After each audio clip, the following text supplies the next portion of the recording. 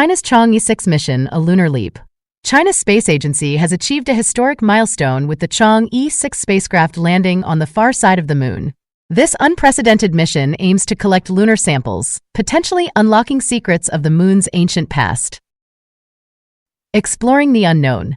The Chang'e-6 touched down in the South Pole-Aitken Basin, targeting areas unexplored by previous missions.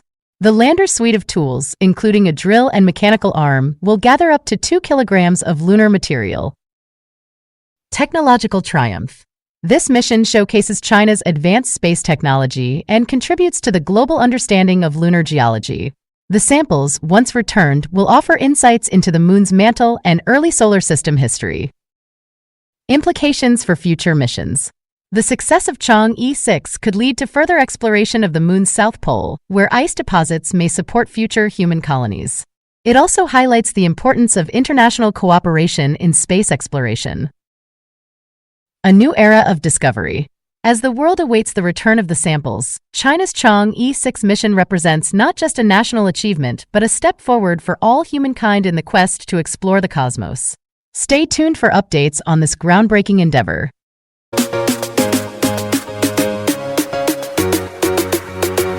Tragedy strikes Papua New Guinea, landslide buries over 2,000. In a devastating turn of events, a massive landslide has struck a remote village in Papua New Guinea, reportedly burying over 2,000 people. The catastrophe has sent shock waves through the nation as rescue workers scramble to reach survivors. Rescue efforts hindered by harsh conditions. The rescue operations are facing immense challenges due to the landslide's aftermath. A critical highway has been blocked, and the unstable terrain is posing ongoing dangers to the rescue teams. Efforts to reach the affected area are being hampered by the treacherous conditions, making it a race against time to find survivors. Government appeals for international aid. As the scale of the disaster becomes apparent, the Papua New Guinea government has issued an international plea for assistance. The landslide has not only claimed lives but also destroyed buildings and vital food gardens, dealing a severe blow to the local economy. Impact on the community and economy. The landslide has caused extensive damage to the community's infrastructure and economy.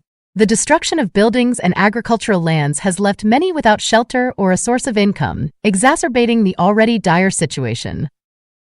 Global response to the crisis. The international community, including aid organizations, has responded to the call for help. As the situation unfolds, the world watches and hopes that the combined efforts will bring relief to the victims of this tragic natural disaster. This article provides a brief overview of the current situation, and the information is based on the latest available reports. The numbers and details may change as more information becomes available.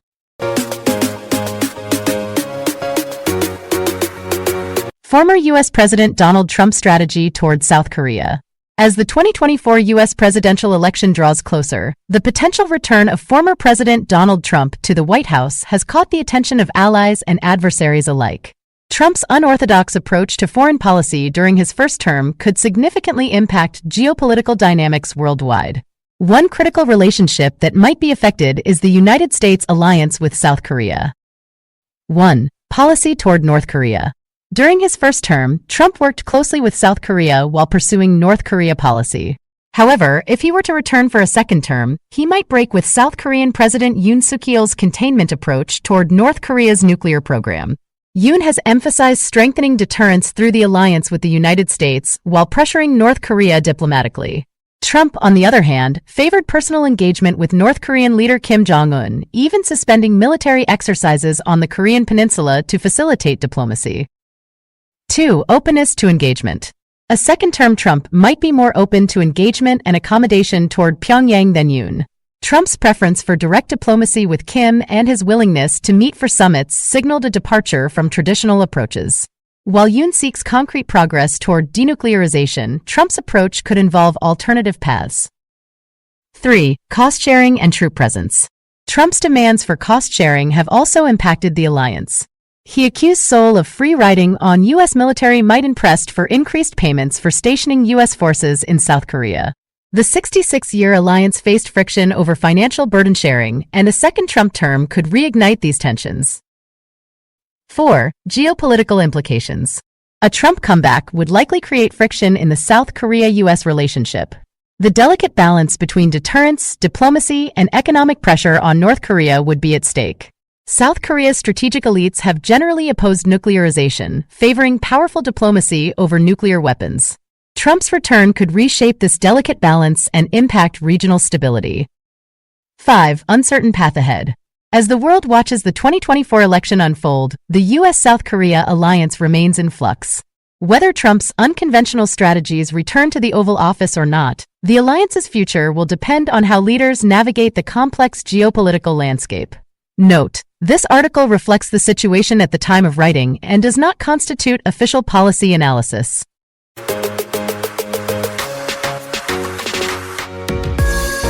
K-pop, a global sensation that knows no boundaries. Introduction. K-pop, short for Korean pop music, has transcended geographical borders and captured the hearts of millions worldwide. With its infectious melodies, mesmerizing choreography, and dedicated fanbase, K-pop has become a cultural force to be reckoned with. Let's delve into the fascinating world of K-pop and explore what makes it so irresistible. 1. The rise of K-pop icons. From BTS to Blackpink, K-pop groups have risen to international stardom, breaking records and shattering expectations. These idols undergo rigorous training, honing their vocal skills, dance moves, and stage presence. Their dedication pays off as they dominate music charts, sell out stadiums, and collaborate with global artists. K-pop's appeal lies not only in the music but also in the captivating personalities of its stars. 2. The power of fandoms. K-pop fandoms are a force to be reckoned with.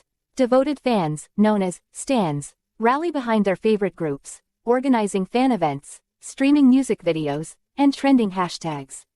Social media platforms like Twitter and TikTok become battlegrounds for fan wars and celebrations. The sense of community and shared passion unites fans across continents, creating a global K-pop family. 3. Innovative music videos. K-pop music videos are visual spectacles. Elaborate sets, intricate costumes, and cinematic storytelling elevate the viewing experience. Whether it's BTS dancing in a neon-lit subway or TWICE transforming into superheroes, these videos push creative boundaries. Fans eagerly anticipate each release, dissecting symbolism and hidden messages. K-pop MVs are more than entertainment, they're art. 4. Cultural exchange and fusion. K-pop seamlessly blends Korean and Western influences. English, hip-hop beats, and collaborations with international artists bridge cultural gaps. K-pop's fusion of genres, EDM, R&B, rock, creates a unique sound. The annual KCON conventions bring fans together, celebrating not only music but also Korean food, fashion, and beauty. K-pop serves as a gateway to Korean culture, fostering global appreciation. 5. Challenges and triumphs. Despite its global success, K-pop faces challenges. Intense schedules, mental health issues, and industry pressures take a toll on idols. However, their resilience and passion keep them going. As K-pop continues to evolve, its impact on the music industry remains undeniable. From sold-out arenas to viral dance challenges, K-pop's journey is far from over.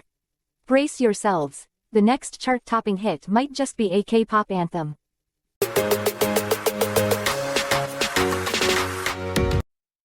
Fed says interest rates staying high amid stubborn inflation. The Federal Reserve has reiterated its commitment to keeping interest rates at a two-decade high until it gains greater confidence that inflation is sustainably slowing toward its 2% target. In a statement following its latest meeting, the Fed maintained its key rate at approximately 5.3%, emphasizing that inflation has remained stubbornly high in recent months. The combination of persistent inflation and elevated interest rates has also emerged as a potential challenge for President Joe Biden's re-election bid. Fed Chair Jerome Powell acknowledged that inflation has not made further progress toward the 2% objective, and he cautioned that gaining greater confidence might take longer than previously expected. Despite recent setbacks, Powell expressed optimism that inflation would eventually move back down over the course of the year. Wall Street initially responded positively to the prospect of future rate cuts, but stock prices later erased their gains, reflecting uncertainty about the Fed's path forward. Scenarios ahead. Powell outlined potential scenarios for the coming months. If hiring remains strong and inflation stabilizes, the Fed may hold off on rate cuts.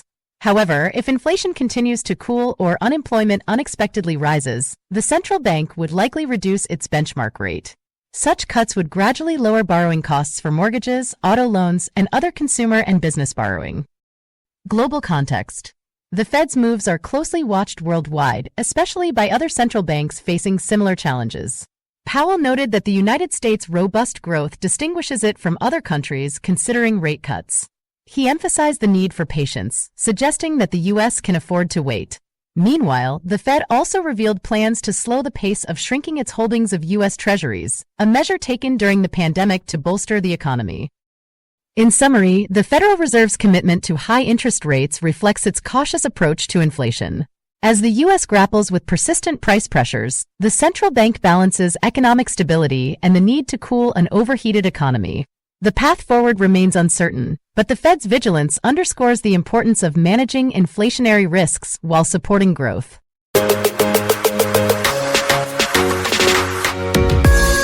China's economic stagnation, a global concern. The Chinese economy, once a powerhouse of global growth, is facing a period of stagnation that spells trouble for both domestic and international markets. Experts warn that the world's second-largest economy is approaching a dead end, with years of unfulfilled promises of reform and erratic policies leading to weak domestic consumer demand and slowing growth. The root of the crisis. At the heart of China's economic woes is the Communist Party's excessive control over the economy.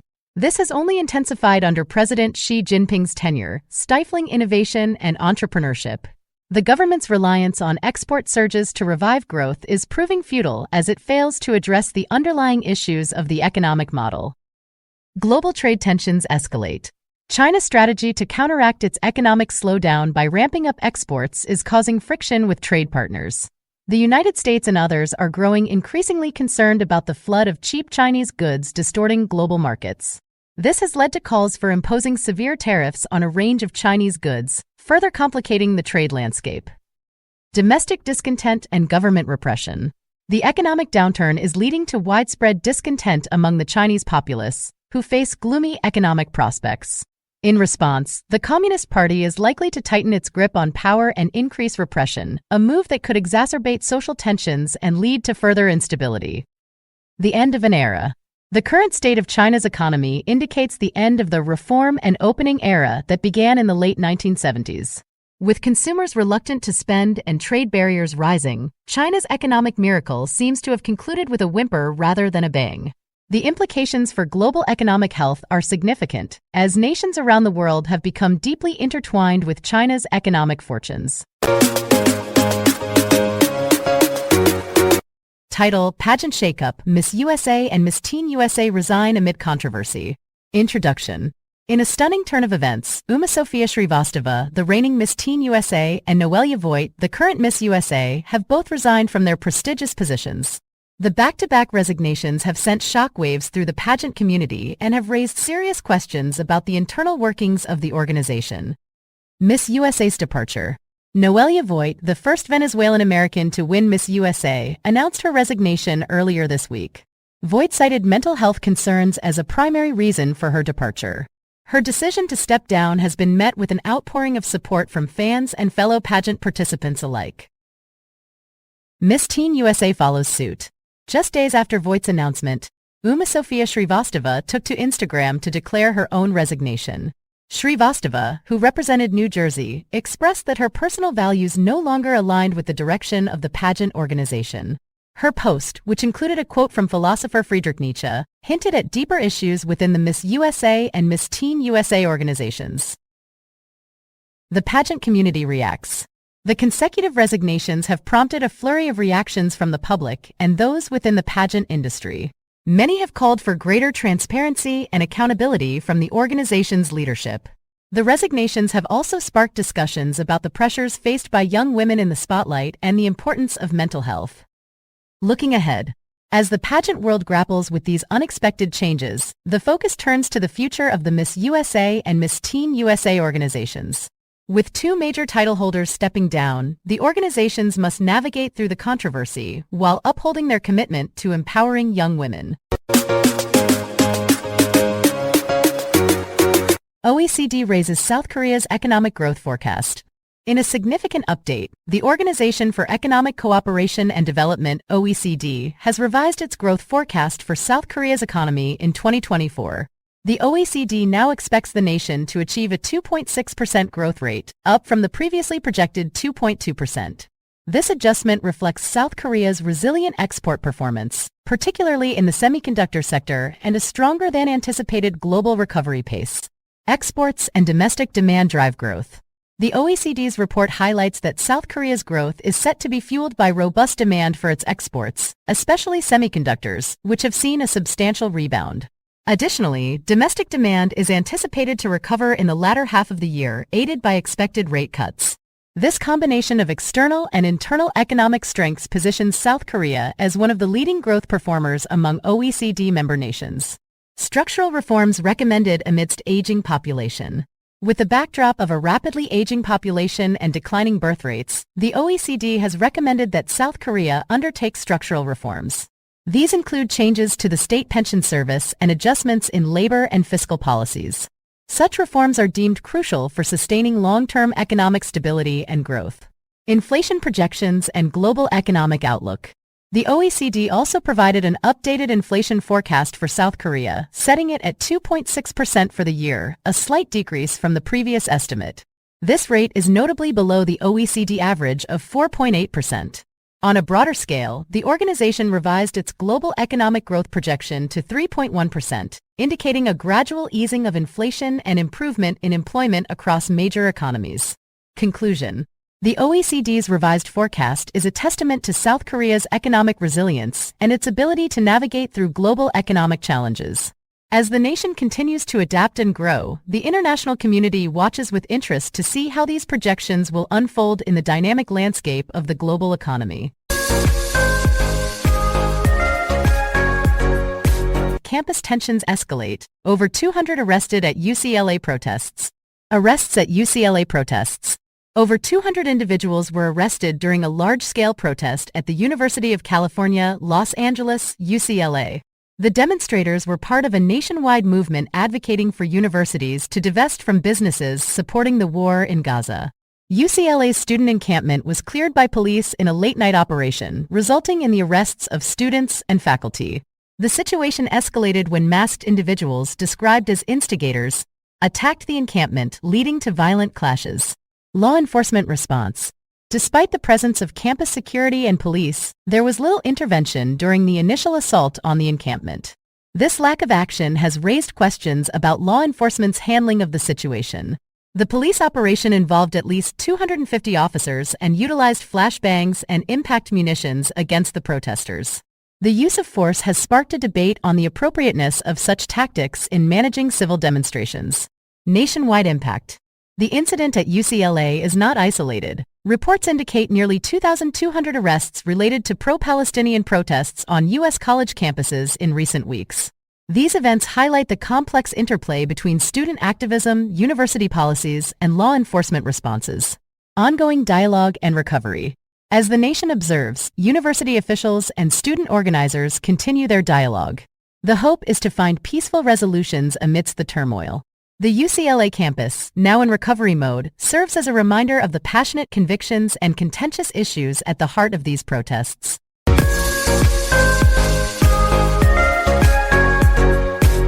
South Korea's defense budget soars amid rising tensions. In a world where the specter of conflict looms large, nations are bracing for the possibility of war by bolstering their military capabilities. South Korea, a nation long under the shadow of its northern neighbors' threats, has taken significant steps to strengthen its defense systems. The South Korean government has proposed a 4.5% increase in its defense budget for the year 2024, with plans to allocate 59.49 trillion won, approximately $45 billion. This move is part of a broader strategy to enhance the country's military readiness amid escalating tensions on the Korean peninsula. The increased budget will cover a range of military expenditures, from the acquisition of advanced weapons systems to the operational costs of running the armed forces. The focus is on ensuring that South Korea remains prepared for any eventuality, with investments in cutting-edge technology and the well-being of military personnel. As the global community watches the developments in East Asia, financial experts also weigh in on the economic implications of war. They advise individuals and businesses alike to prepare for the financial turbulence that war can bring. Strategies include diversifying investments, holding on to cash reserves, and securing assets against potential risks. The recent budget proposal by South Korea serves as a stark reminder of the costs associated with maintaining peace and security in an uncertain world. It also highlights the need for prudent financial planning, both at the national and individual levels, to weather the storms of conflict. As the situation develops, the world holds its breath, hoping for peace but preparing for the possibility of war.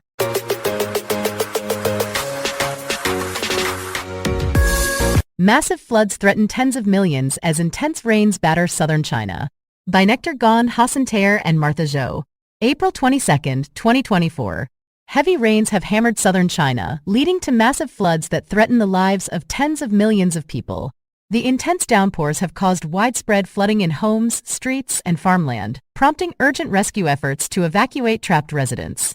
Key points. Location: southern China. Impact: tens of millions affected.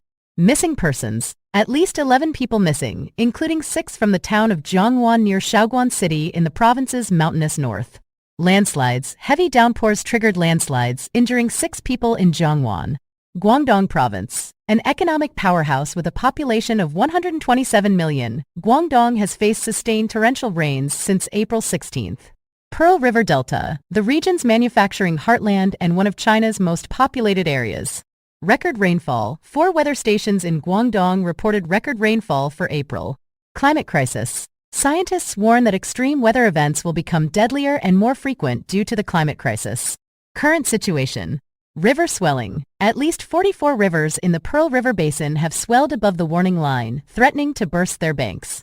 Bay River warning. Authorities have warned of a once-a-century flood on the Bay River, expected to reach 5.8 meters, 19 feet, above the warning limit.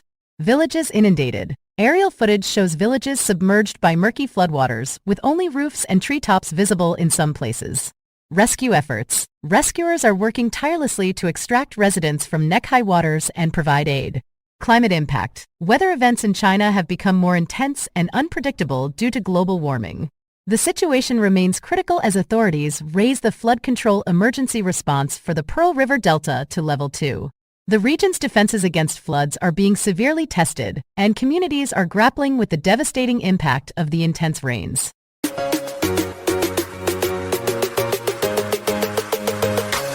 Seafood could have higher levels of forever chemicals.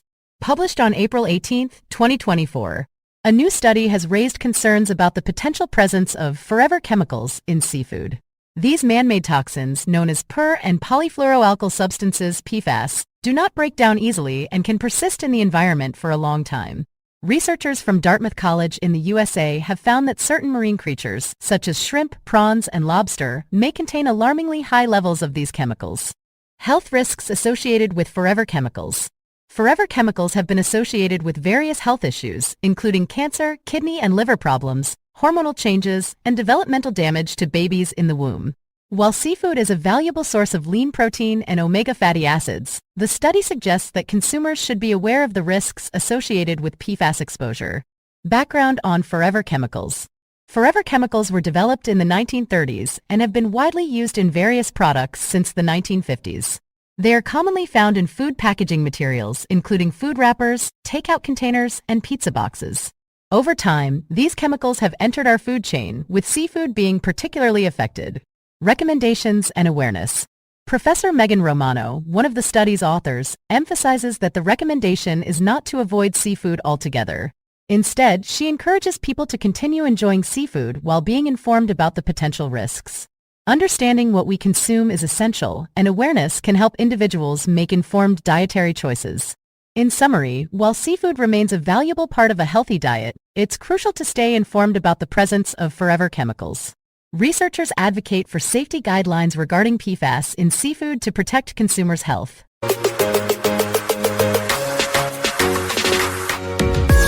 World's first AI beauty contest. The world's first AI beauty pageant, known as Miss AI, has been announced, and AI-generated women can compete to be crowned the digital equivalent of Miss World. Here are some details about the contest. Miss AI competition. The Miss AI pageant is organized by the World AI Creator Awards (WAICAs), a global program dedicated to recognizing the achievements of AI creators worldwide. Competitors can enter the AI-generated women they have created for a chance to win the Miss AI crown. Contestants will be judged based on their beauty, the skill and implementation of AI tools used to create them, and their social media influence as influencers. An expert panel of 4 judges, including 2 AI-generated influencers, Emily Pellegrini and Aitana Lopez, and 2 real people, marketing expert Andrew Block and pageant historian Sally-Ann Fawcett, will rank the contestants. Prizes. The AI creator crowned Miss AI will receive a $5,000 cash prize along with access to Imagine Education's mentorship program, worth $3,000, and PR support, worth over $5,000. The runner-up and third-placed contestants will also win prizes. How to enter. To participate, competitors need to submit an image of their AI-generated woman. They must also answer questions ranging from what would be your one dream to make the world a better place, to technical details about the AI used. Judging and announcement. The Miss AI contestants will be narrowed down to a top 10 before the final 3 are announced at an online awards ceremony in May. AI and beauty contests. In addition to Miss AI, other beauty contests have also explored AI judging. For instance, a contest in 2016 evaluated selfies submitted via an app using a robot jury to select winners. AI creators like Lexi, Aitana Lopez, Emily, and Cassidy have gained popularity for their AI-generated content related to beauty pageants on platforms like TikTok and YouTube. Remember, the future of beauty pageants may include AI contestants alongside real-life participants, bridging traditional pageantry with technology. If you're interested in participating, you can create your own AI beauty contestant and join the exciting world of digital beauty pageants.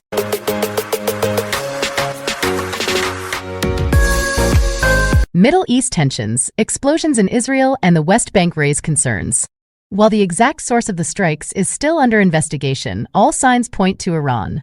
The Iranian Revolutionary Guard Corps, IRGC, has a history of proxy warfare in the region, supporting militant groups and destabilizing neighboring countries. Israel has long been a target of Iran's aggression, and tensions have been simmering for years. Israel's response. Israeli Prime Minister Naftali Bennett addressed the nation, emphasizing the gravity of the situation. "We will not tolerate attacks on our soil," he declared. "Our air defenses are on high alert, and we will respond with force if necessary." The IDF has been placed on high alert, and security measures have been intensified across the country. Citizens have been urged to remain vigilant and seek shelter if necessary. Jerusalem, Israel. The Middle East is once again at the center of global attention as explosions rock multiple parts of Israel and the West Bank. Israeli and U.S. air defenses have intercepted strikes believed to be originating from Iran, escalating an already volatile situation. The explosions. Reports of explosions began flooding in from various locations in Israel and the West Bank. Residents in cities such as Tel Aviv, Haifa, and Jerusalem were jolted awake by the sudden blasts. The Israeli Defense Forces, IDF, swiftly responded, activating air defense systems to intercept incoming missiles. U.S. involvement. The United States, a staunch ally of Israel, has also expressed concern. President Joe Biden held an emergency meeting with his national security team to assess the situation. In a statement, the White House reaffirmed its commitment to Israel's security and condemned any aggression against the country. Regional implications. The escalating tensions have broad implications for the entire Middle East region. The delicate balance of power and historical animosities between nations could further complicate matters. International leaders are closely monitoring the situation, hoping for a de-escalation and a peaceful resolution.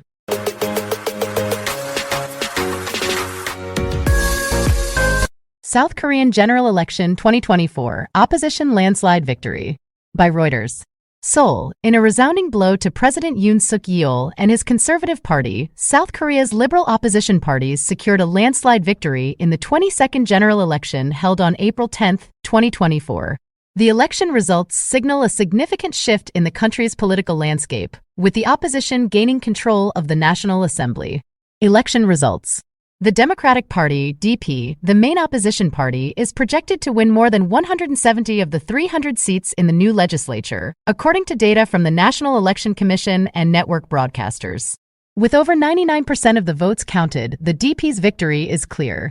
Additionally, a splinter Liberal Party aligned with the DP is expected to secure at least 10 seats. DP leader Lee Jae-myung, who won a seat in the city of Incheon, west of the capital Seoul, emphasized that voters had expressed their judgment against the Yoon Suk-yeol administration.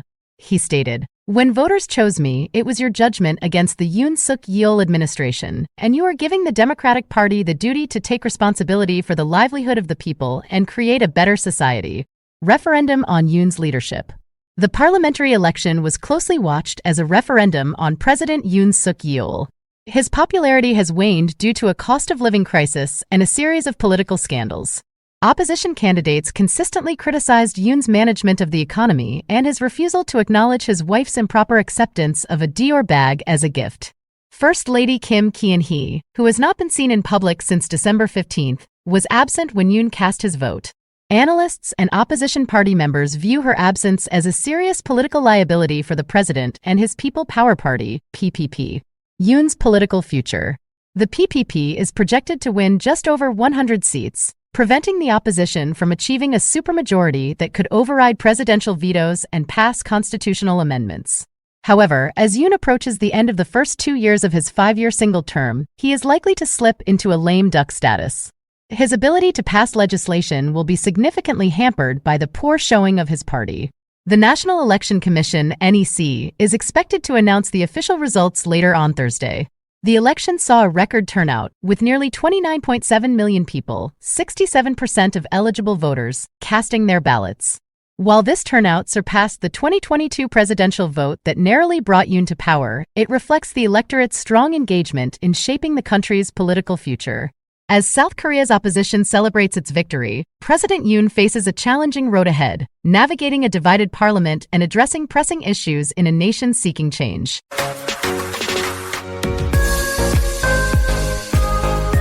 Celestial Dance, the Great American Solar Eclipse of 2024. In the vast expanse of North America's skies, a cosmic ballet unfolded on April 8, 2024.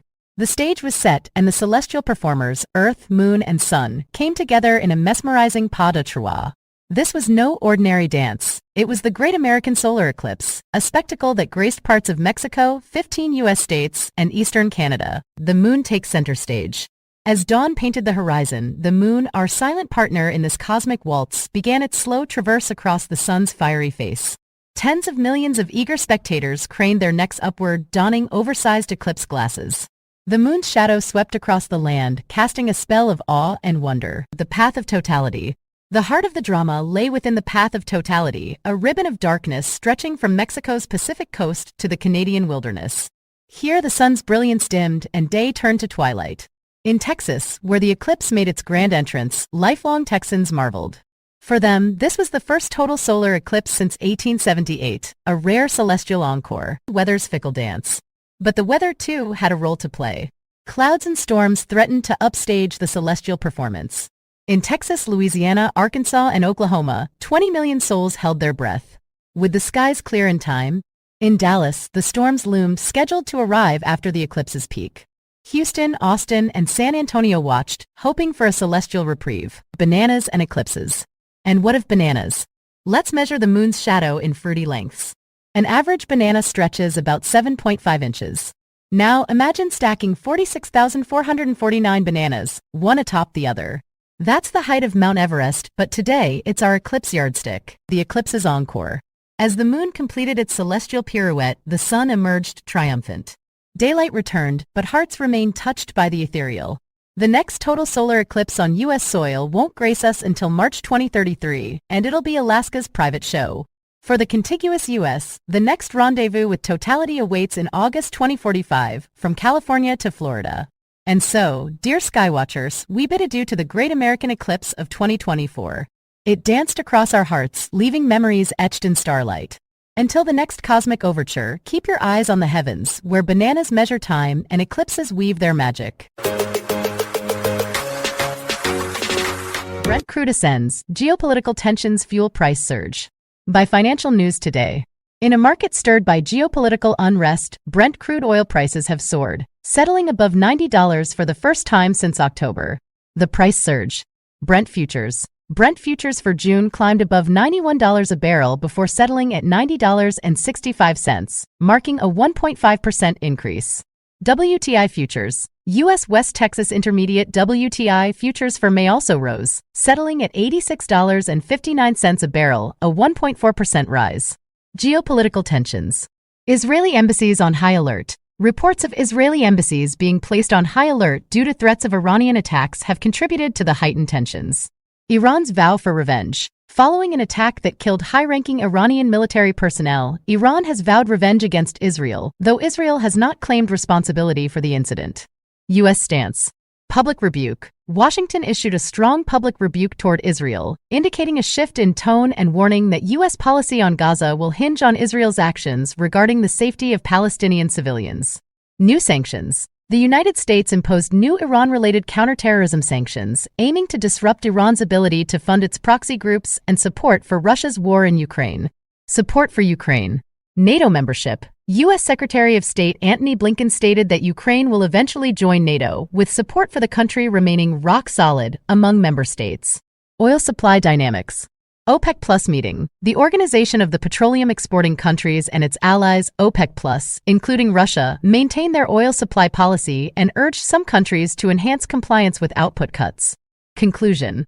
The convergence of geopolitical events has led to a bullish sentiment in the oil market, driving prices to new heights.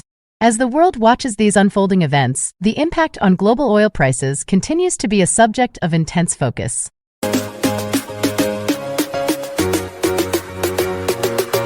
Most of us want to live to 100.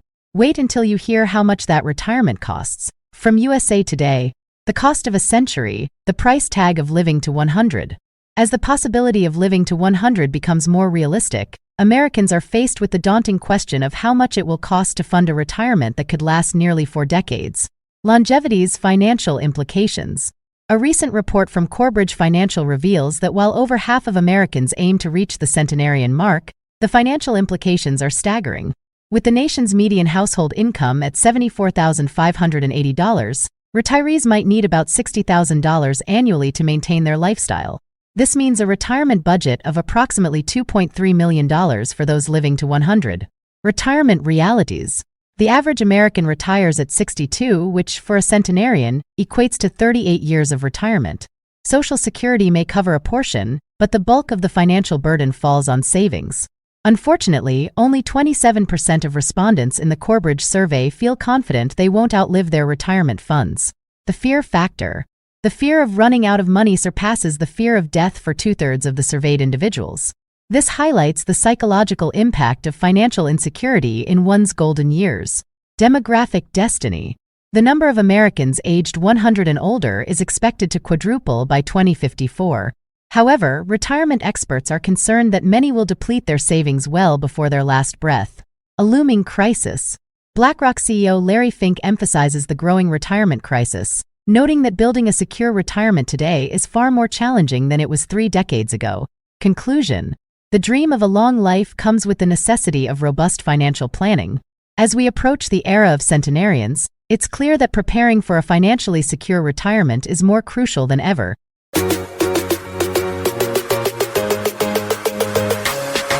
Baltimore Bridge collapse, a tragic day on the Patapsco River. By the Associated Press. Since early Tuesday morning, Baltimore has been grappling with the aftermath of a devastating bridge collapse. Here's what we know so far. The incident. A container ship lost power and collided with the Francis Scott Key Bridge, causing it to snap and plunge into the icy waters of the Patapsco River.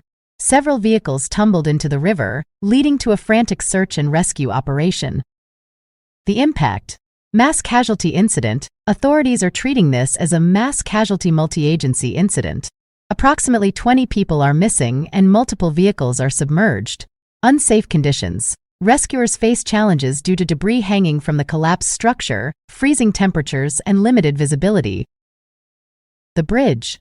The Francis Scott Key Bridge, a vital link of Interstate 695, the Baltimore Beltway, extends over the Patapsco River. It spans 1.6 miles and serves as the outermost crossing of Baltimore's harbor. Survivors' accounts. One survivor described the collapse as something out of an action movie. Others shared their experiences of being trapped and the chaos that ensued. Historical context. The bridge is named after Francis Scott Key, who penned the lyrics to the Star-Spangled Banner while observing a battle in these same waters over 200 years ago. Bridge disasters. The collapse of human-built spans has occurred before, From Texas' Queen Isabella Causeway in 2001 to Florida's Sunshine Skyway Bridge in 1980. As rescue efforts continue, Baltimore mourns the loss and grapples with the impact of this tragic event. Our hearts go out to the families affected by this catastrophe.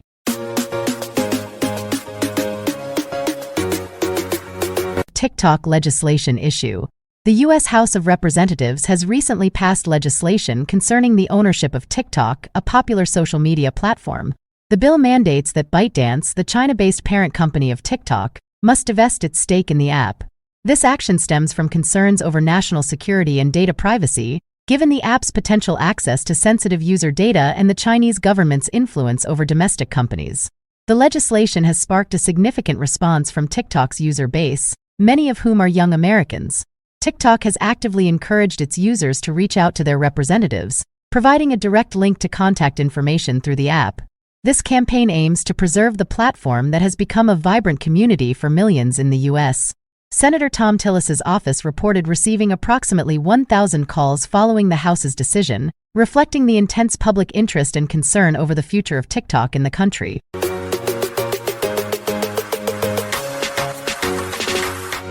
WorldCoin, the future of digital identity and currency. WorldCoin is a groundbreaking project that merges artificial intelligence with cryptocurrency to redefine online identity and financial stability. Spearheaded by Sam Altman, co-founder of OpenAI, WorldCoin has been making headlines for its innovative approach and the controversies it has sparked. The vision of WorldCoin. The project aims to create a secure digital ID, the World ID, using iris scans to combat online scams, bots, and AI imposters. This unique identifier, powered by zero-knowledge proofs, could potentially streamline online interactions and transactions, offering a single sign-on solution for the digital age. Controversies and challenges. Despite its ambitious goals, WorldCoin has faced scrutiny over privacy concerns related to biometric data collection. Kenya, for instance, has suspended WorldCoin activities pending an investigation into its practices. The project's ability to protect user data remains a critical point of debate. Technological innovations. WorldCoin's use of orbs for iris scanning has been described as both revolutionary and invasive. The project's success hinges on its ability to balance innovation with ethical considerations, ensuring user privacy while advancing digital identity solutions. Global impact and adoption. As WorldCoin continues to expand, its potential to transform online identity verification and provide a new form of cryptocurrency is immense. The project's recent initiatives, such as the Community Grants Program and partnerships with trading firms, signal a growing interest in World ID and its applications. Conclusion. WorldCoin represents a significant step towards a future where digital identity and currency are intertwined. Its progress and adoption will depend on navigating the complex landscape of technology, privacy, and ethics.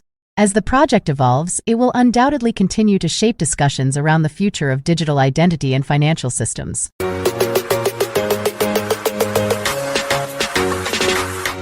Border security deadlock heightens risk of government shutdown. In a tense standoff on Capitol Hill, the fate of the nation hangs in the balance. A border security deadlock threatens to plunge the federal government into a shutdown, casting a shadow over critical services and leaving millions of Americans in limbo. The high-stakes battle. At the heart of the impasse lies the contentious issue of border security funding. With the clock ticking, Congress and the White House find themselves locked in a high-stakes game of political brinkmanship. Funding for approximately 70% of the government is set to expire imminently unless a resolution is reached. The consequences of failure are dire: federal agencies shuttered, paychecks delayed, and essential programs left hanging. The immigration divide. Disagreements over immigration policy have fueled the deadlock. Lawmakers grapple with questions of border wall funding, asylum seekers, and the delicate balance between security and compassion. The fault lines run deep, with each side digging in, unwilling to yield ground. Shutdown scenarios. If no compromise emerges, the government faces a partial shutdown. National parks could close, passport processing delayed, and food inspections curtailed. The ripple effects extend beyond federal employees. Small businesses, contractors, and everyday citizens would feel the pinch. Echoes of the past.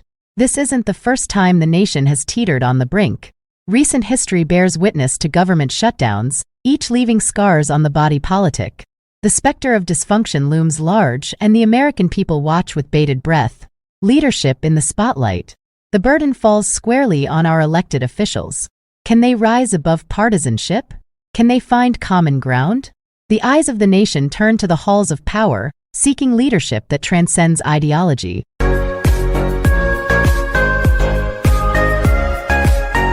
In a landmark move, Congress has passed a historic bill that promises to revolutionize America's infrastructure.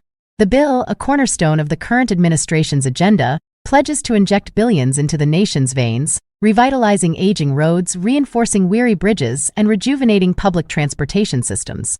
A unifying leap forward. This bipartisan effort represents a significant achievement in a time often marked by division.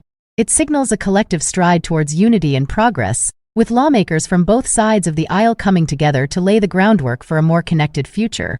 The bill's highlights. The bill earmarks substantial funds for the repair and construction of highways, ensuring safer and more efficient travel for millions. It allocates resources to modernize public transit, reducing commute times and environmental impact. A portion of the budget is dedicated to the development of sustainable infrastructure, aligning with global efforts to combat climate change. Economic implications.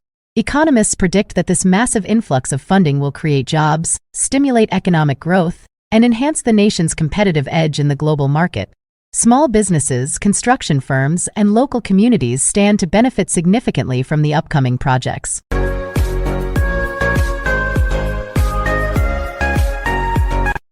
Breaking news from the New York Times.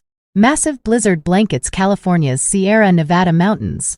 In an extraordinary weather event, a colossal blizzard has descended upon the western United States, unleashing its fury on California's majestic Sierra Nevada mountains. As snowflakes dance and swirl, the landscape transforms into a pristine white canvas, with up to 10 feet of snow predicted in the higher elevations. Impact and challenges. The blizzard's relentless assault has disrupted normalcy, challenging residents and travelers alike. Interstate 80, a vital artery connecting the region, remains shut in both directions due to the sheer volume of snow. Emergency crews, snowplows, and tireless volunteers battle the elements, striving to keep roads clear and communities safe.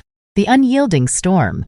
As the storm rages on, it tests the mettle of those who call this rugged terrain home. Snowdrifts pile high against buildings, and icicles dangle like fragile chandeliers. Schools suspend classes, businesses shutter, and families huddle by crackling fireplaces, their breath visible in the frigid air.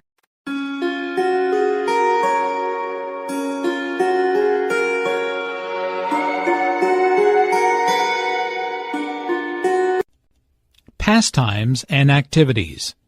Giving advice. Thanks for meeting with me during your lunch hour. I appreciate it. No problem. I'm happy to help. What's going on? Oh, you know, the usual. Should I take this new job, or do I stick with my current one?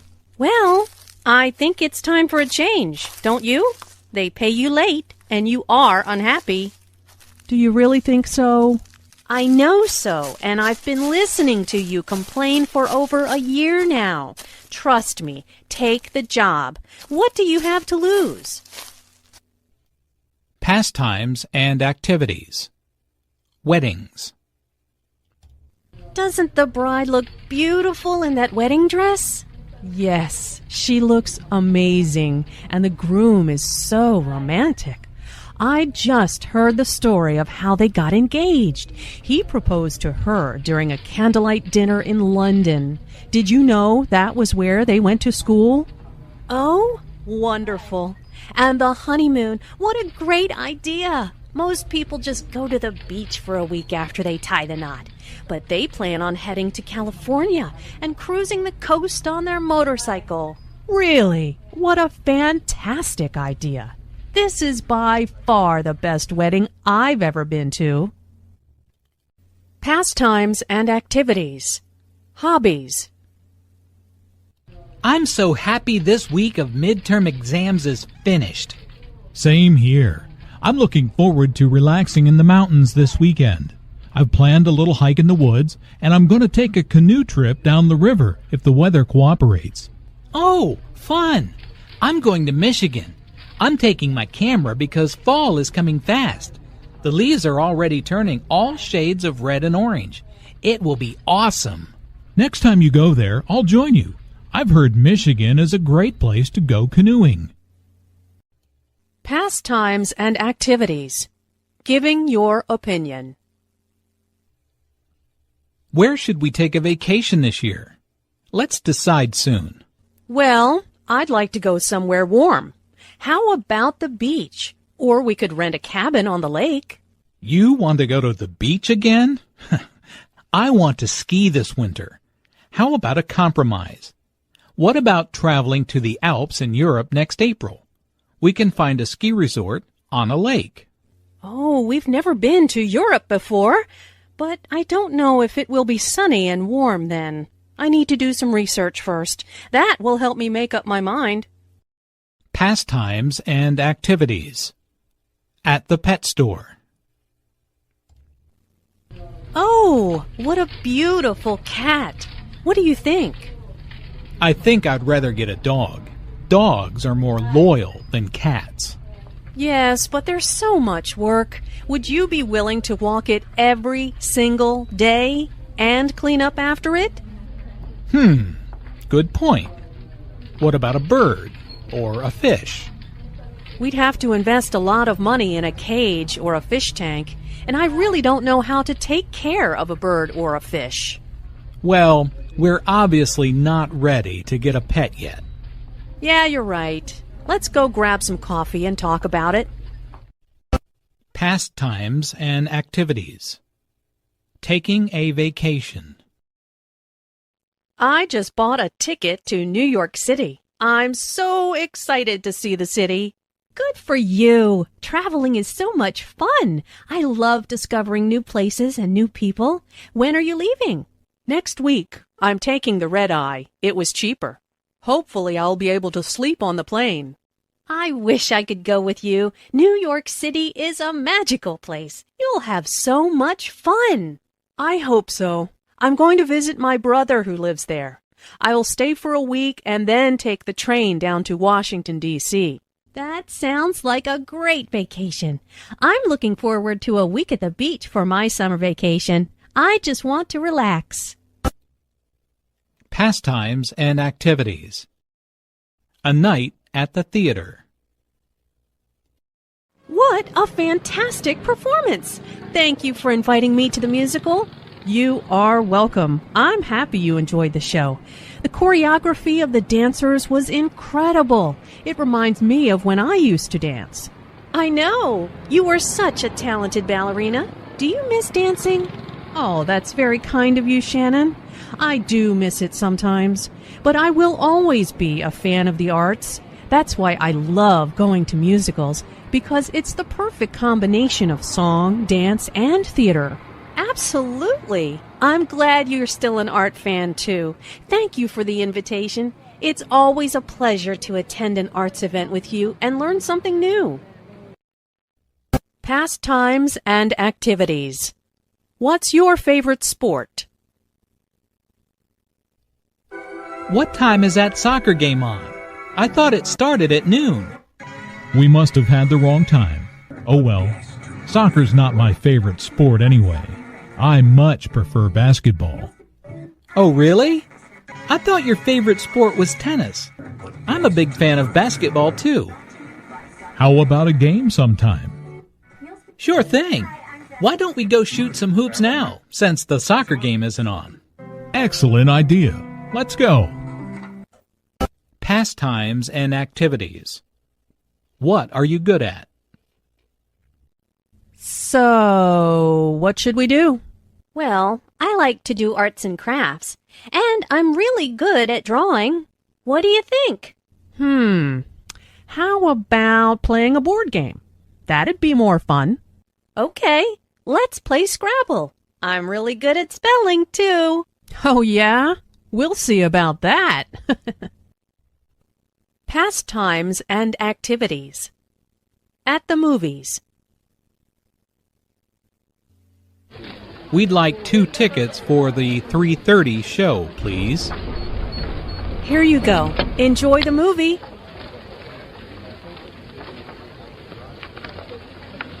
Would you mind moving over one so my friend and I can sit together? No, not at all. Thanks a lot. Pastimes and activities. How old are you? I'm really excited for Aunt Mary's surprise birthday party this afternoon. Aren't you? Yeah, how old is she? She'll be 55 on May 14th. Wow, I didn't know that my mom was older. She's going to be 57 on September 2nd. Anyway, Aunt Mary's going to be so surprised to see us all here. I know, but we still have to get all the food set up before she gets here. Okay, we're all ready now. Shh, she's here. Surprise! Around town. Transportation. Should we take a taxi or a bus to the mall? Let's take a bus. It's impossible to get a taxi during rush hour. Isn't that a bus stop over there? Yes. Oh, there's a bus now. We'll have to run to catch it. Oh no, we just missed it. No problem. There'll be another one in 10 minutes. Around town. Shopping. Can I help you? Yes, I'm looking for a sweater in a size medium. Let's see. Here's a nice white one. What do you think?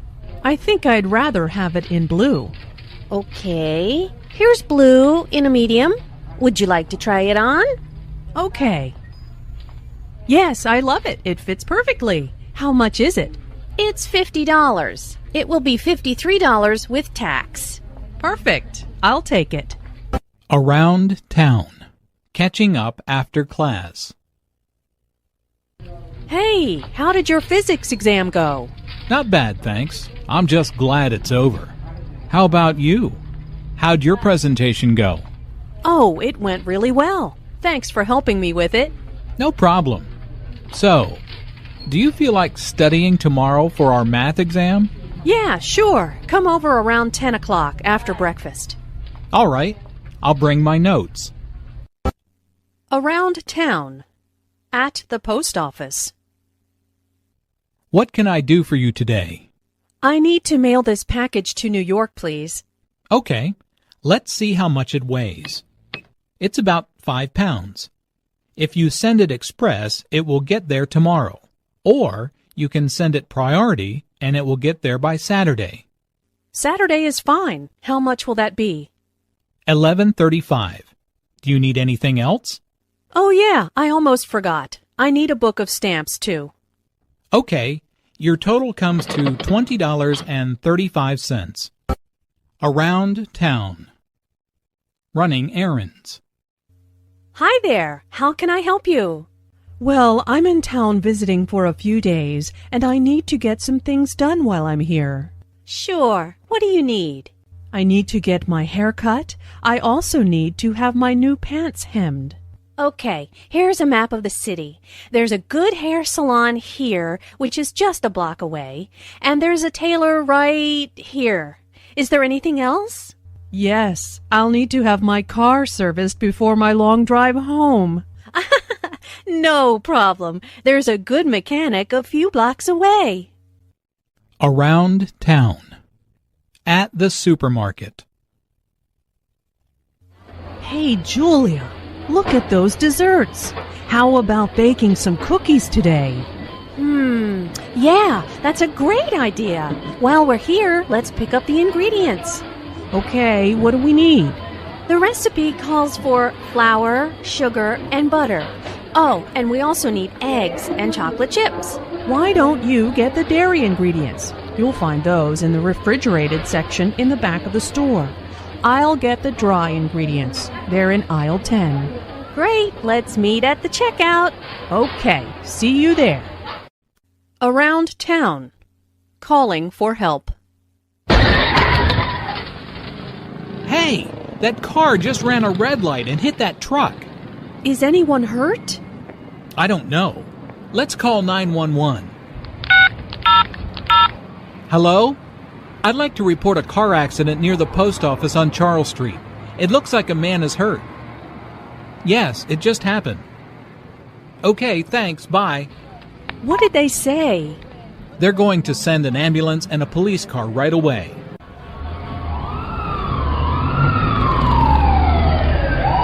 Good, they're here. I hope the man is okay. I know.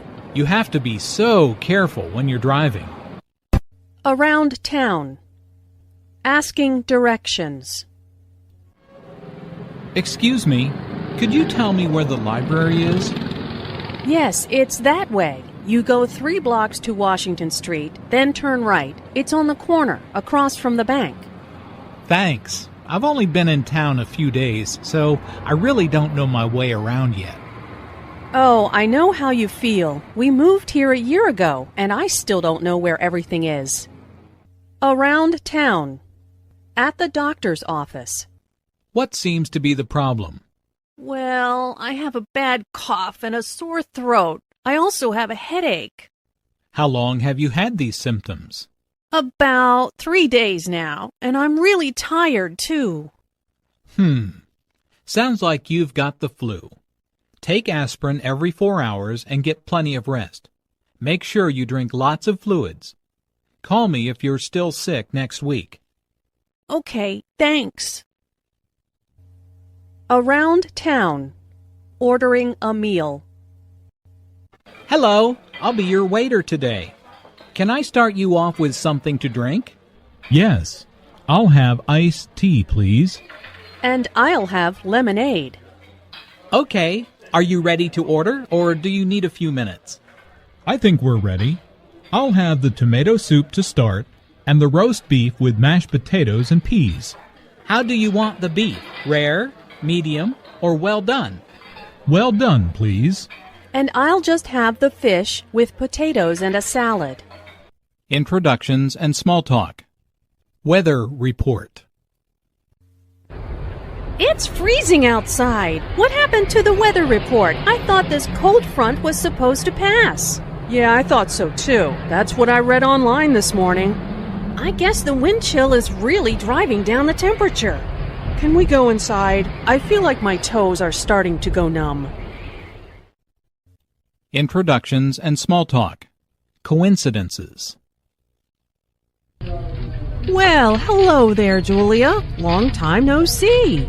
Meg, hi. What a coincidence. I haven't seen you in ages. What are you doing here?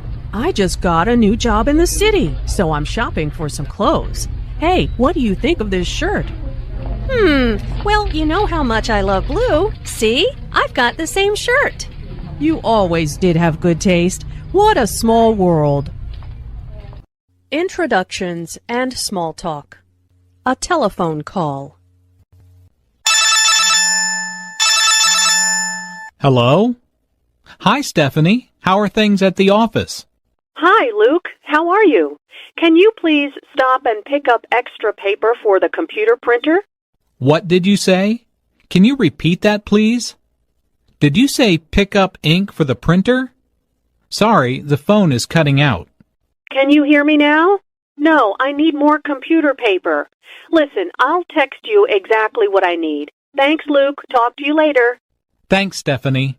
Sorry, my phone has really bad reception here. Introductions and small talk. A telephone call. Hi, Alice. It's John. How are you? Oh, hi, John. I was just thinking about you. That's nice. I was wondering if you'd like to go to a movie tonight? Sure, I'd love to. What's playing? I was thinking about that new comedy, Lights Out. What do you think? Sounds great. Okay, I'll pick you up around 7:30. The movie starts at 8. See you then. Bye. Introductions and small talk. What time is it? What time is it? We're going to be late. It's 7:15. We're on time. Don't panic. But I thought we had to be at the restaurant by 7:30 for the surprise party. We'll never make it there with all this evening traffic. Sure we will. Rush hour is almost over. Anyway, the party starts at 8. But I do need help with directions. Can you call the restaurant and ask them where we park our car? Introductions and small talk. Informal introductions. Who's the tall woman next to Barbara? That's her friend, Mary. Didn't you meet her at Steve's party? No, I wasn't at Steve's party. Oh, Then let me introduce you to her now. Mary, this is my friend Jim. Hi, Jim. Nice to meet you. You too. Would you like a drink? Sure, let's go get one. Introductions and small talk. Informal introductions. How's it going? Fine, thanks. And you? Just fine. Where are you off to? To the library. I've got a history exam next week and need to start studying. Ugh. Oh, no. Well, I'll see you later then. Good luck. Thanks. See you later. Introductions and small talk. Formal greetings. Good morning, Professor Austin. How are you doing? Good morning, James. I'm doing well. And you? I'm great, thank you. This is my friend Emma. She is thinking about applying to this college. She has a few questions. Would you mind telling us about the process, please? Hello, Emma. It's a pleasure to meet you. I'm more than happy to speak with you. Please, stop by my office next week. It's a pleasure to meet you, Professor. Thank you so much for helping us. Don't mention it. Hopefully, I will be able to answer your question.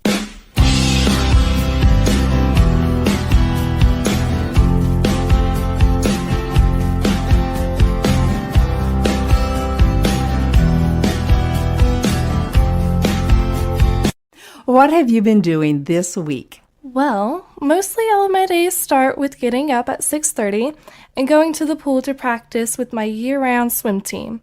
At 8, I head over to another pool to coach a swim team. That's one of my part-time jobs. I finish at 11 and get home around 11:30 or so. Usually I go home and eat lunch and get my relaxation for the day. What do you do in the afternoons? After lunch, I usually go back to the pool, either to lifeguard or to hang out with friends. I love to catch a minute, if I can, to read. After that, I usually do dinner with the family. That's from 5 to 6. At 6, I head back to the pool. I coach a night practice. After practice, like 9-ish, I spend time with the family. We play Wii or watch a movie. Between 10 and 11, probably, I'll check the computer, talk on the phone with my friend, and head to bed. Full days. What do you do on the weekends? On the weekend, I usually have Saturday off. I like to get out with my friends, go shopping, just relax. It's nice not to be at the pool. On Sunday, I usually go to church and do lunch with the family and just hang out. You said you like to read. What kinds of things do you like to read? This summer, I'm doing a class for school next year. It's called We the People. I'm actually reading constitutional books. Sounds dull, but I find it interesting. We read about how the Constitution was written and the deeper meaning of it. If I get any free time in the middle of the day, I sleep. Those early mornings make me tired. Is there anything you'd like to say to kids in other countries? Don't close yourself off. Take advantage of all the opportunities you have. Have a full life. Don't think you can't learn more. I think I learn something more nearly every day.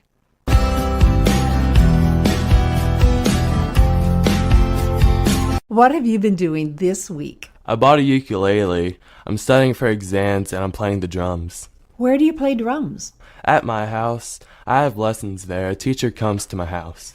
Why are you learning to play drums? I just think it's a cool instrument to learn. I like funk and rock music. Funk is just so upbeat. Why did you buy a ukulele? Because I'd like to learn how to play. We'd play Jamaican music. I've heard lots of it and I thought it would be fun to learn how to play it. Is there anything that you are looking forward to? This summer I'm going to Puerto Rico. We visit there a lot because my mom is from there. We visit family and have vacation there. My grandfather, my dad's dad, will visit us there. My sister's in college now. She'll go with us. Do you like Puerto Rico? It's very nice and tropical. They have nice beaches. I like the fruit they have, different foods. I really like platanos. What do you hope to do after high school? I'd like to go to college and later get my PhD. I've thought about studying U.S. history. I want to be a professor when I grow up. I'd like to be a teacher. I like history. Is there anything that you would like to say to kids in other countries? To just work hard in school.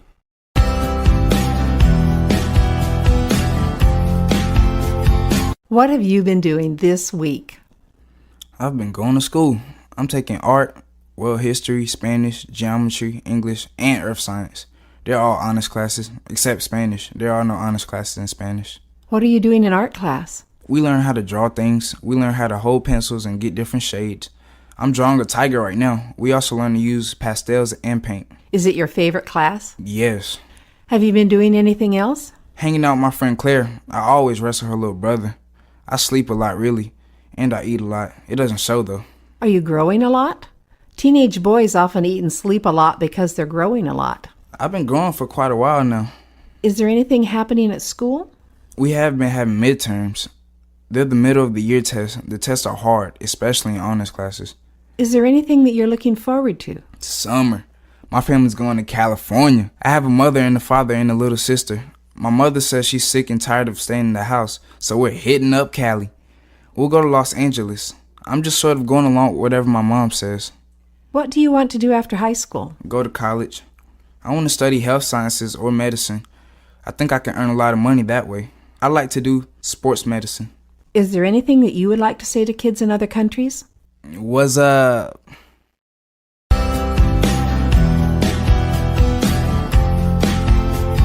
So, what have you been doing this week?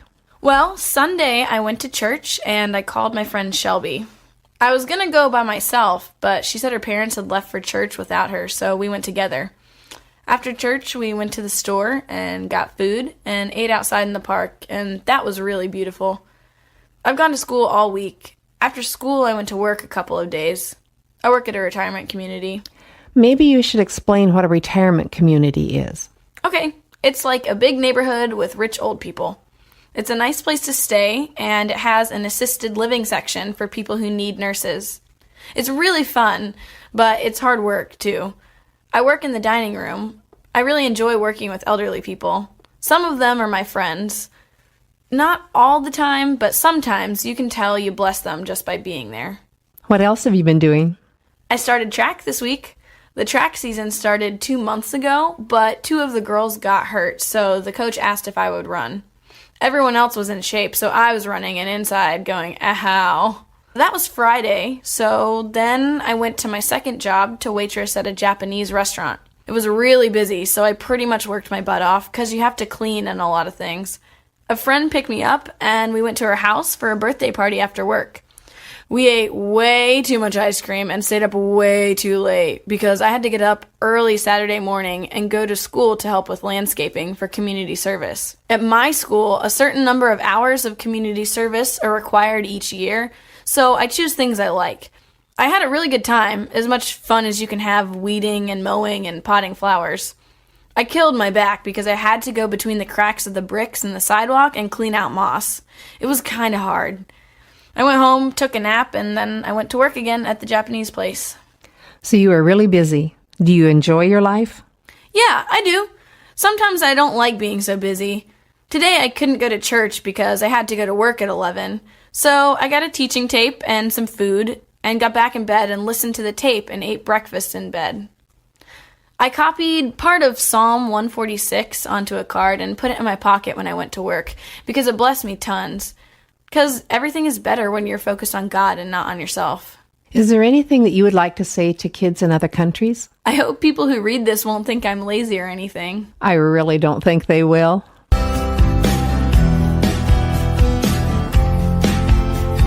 What have you been doing this week? This is the last week of school for us. Did you do anything to celebrate the last day of school? A couple of us went to the movies after the last day. We went to see a movie called The Loser. It's kind of like an action movie. What are you going to do this summer? I'm going to New Orleans. It's a Habitat for Humanity trip. We'll be building a house and also sightseeing. I think there are 13 of us kids and then there's parents. We'll be there a week and then there's a swim team. Tell me about the swim team. We have our first meet on Saturday and then another on Tuesday. I swim backstroke and butterfly the best. We practice every day unless weather conditions won't let us. We have meets every weekend all summer to the beginning of August. Are you planning anything else? My dad and I are going to Boy Scout summer camp. This is like my 5th time. I'm going to be doing archery and a couple other merit badges. We stay in Adirondacks. They got 3 sides, a roof, and an open front. We go to a big mess hall for breakfast, lunch, and dinner. And there are lots of Indian-themed things. There's a big lake and we go swimming. There are also, a lot of sports and stuff. What is your dad going to do? He's going to be hurting children, basically. He's going to be one of the main dads for the troop, making sure we don't get hurt and stuff. Is there anything else that you like to do? I really like music mostly now. I'm trying to learn to play the piano. That's going to be hard. I already play the trumpet. Is there anything you'd like to say to kids in other countries? Hello, from America.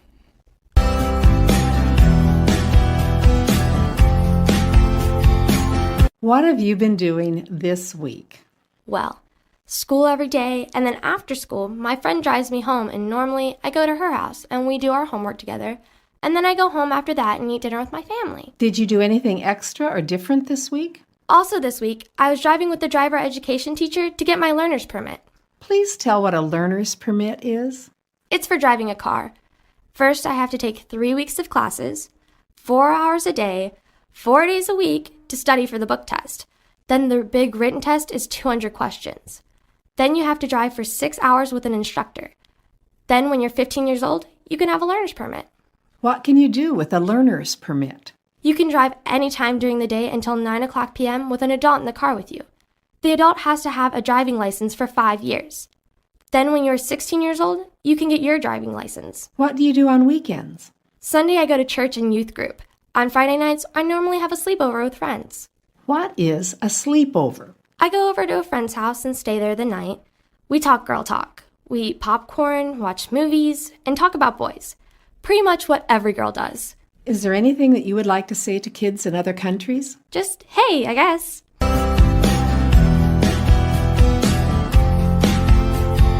What have you been doing this week? I want to talk about what I did 2 weeks ago. Is that okay? Well, sure. What did you do 2 weeks ago? 2 weeks ago, I went to Disney World in Florida. It was for our 8th grade trip. About 200 kids went, and we went for 4 days. We went by bus, and it was a 13-hour trip to get there and a 13-hour trip to get back. What did you do there? On the first day, we went to Epcot Center, and they do a lot of scientific research and stuff. So we learned about chemistry there, and we rode on the GM test track and saw some cars, like water-powered cars and solar-powered cars. The second day, we went to the Hall of Presidents at Disney World, and they had these robots, like models of the president, that moved and talked, and they were the same height as the real presidents and the same shoe size and everything. It was cool. The robots talked about the history of America. It was about the difficulties we went through in the past and how the presidents dealt with it. And they talked about the Civil War, and Abraham Lincoln talked then, and talked about how slavery was wrong. What else did you do? The third day, we went to the Animal Kingdom and rode on a new ride. It's called Everest, like Mount Everest. It's a roller coaster. It goes like 40 miles an hour, and it goes backwards part of the way, and a Yeti pops up.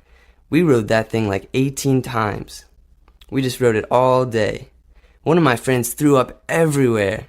So we took a bus back to where we were staying. I roomed with 3 people, and our room was connected to a room with 3 more boys and one of my friend's dad. And 3 of the 7 people on the bus ride threw up. It was a crazy bus ride. That night people were sick. It was from riding Everest. On the 4th day, we went to MGM, and they closed a section of the roller coaster and made it so it was just for the 8th graders. It was awesome. They closed down that part of the park for us, and that was the most fun, and we rode it all day. Then we came home on the bus, and it was 6 in the morning, and our parents came to get us. We slept on the bus. Is there anything you'd like to say to kids in other countries? I hope you get to go to Disney World someday.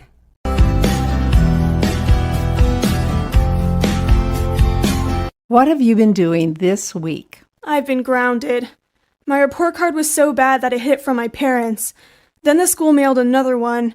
I was at my grandmother's house when my dad came and got me. I can't do guitar lessons or hang out with my friends or go on the computer. I'm grounded from the internet. How long are you grounded for? Until my grades get better.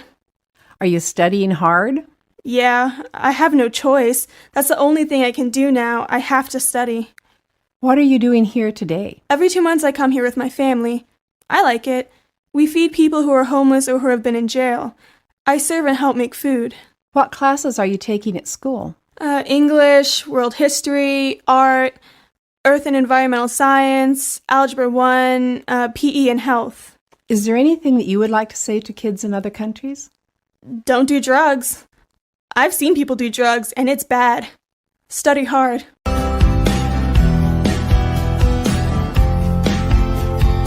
What have you been doing this week? I've been having parties lately, like baby showers and stuff. I've been studying a lot.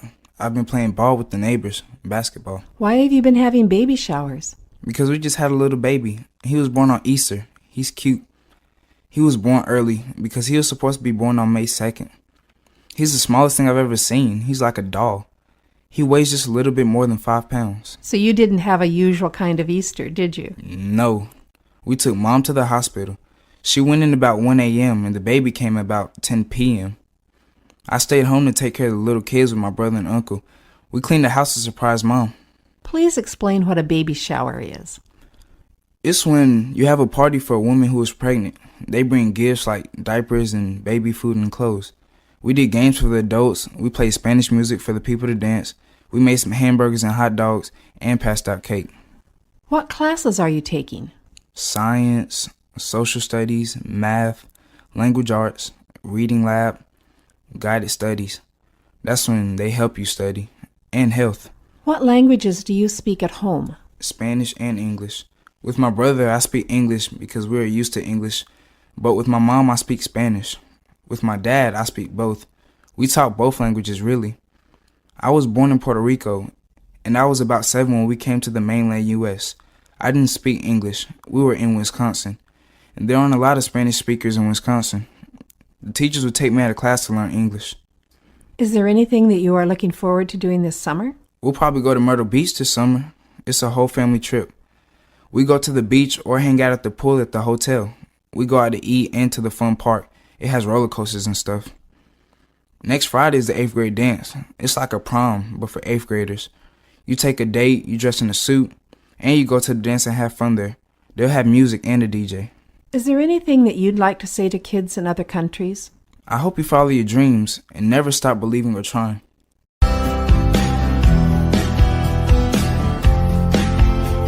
What have you been doing this week? Swimming. I'm on the school swim team and we just won conference. First place. It's like the 3rd most intense meet of the whole season and we won. What's happening at school?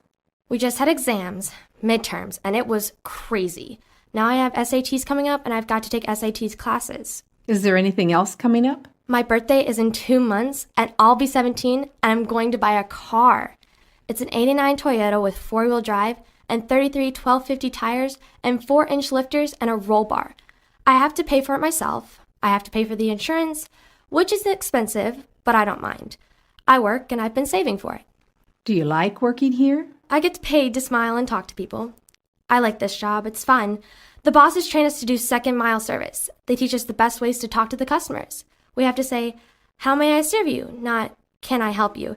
And when we carry something for our customer, we always say, "I'll carry this for you," not "May I carry this for you?" because people don't like to ask for help. What are you looking forward to this year? Well, next year I have to make some big decisions.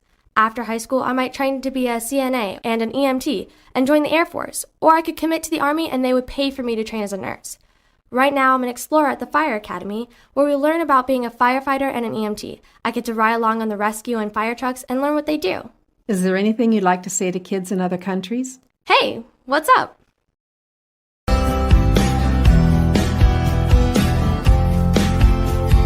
What have you been doing this week? Skateboarding and hanging out with my friends.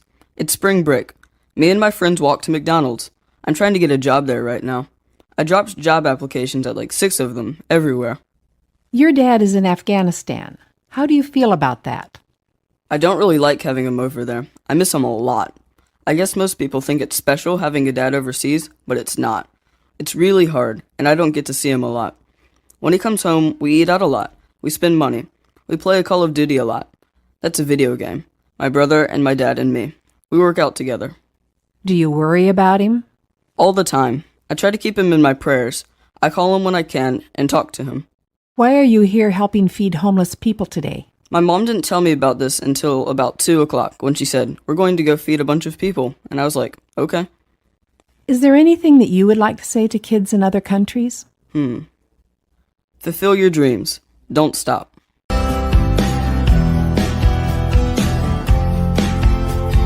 What have you been doing this week? Well, this week I've been working on schoolwork and going to a swim class to get ready for a swimming meet. What are you doing in school? Oh, a lot of stuff. Math and biology and history. And I've been learning Italian. You're homeschooled, aren't you? Tell me about it. I guess it's like going to public school. But the school is only a few feet away and the teacher is your mother. My sisters and brother are my only classmates. I'm the only one in my grade. I kind of have to be responsible for getting my work done. We study and take required tests. What happens if you don't do well on a test? I haven't ever done bad on a test. I guess if I didn't pass a test, I would get a talk from my mother. Have you been doing anything else? I volunteer at Horsepower, which is a riding center. It's for kids with disabilities or who are in wheelchairs, so they can learn to ride horses. Sometimes I lead the horses, and sometimes I walk beside the horse and help the kids keep their balance and learn how to ride. What are you looking forward to this year?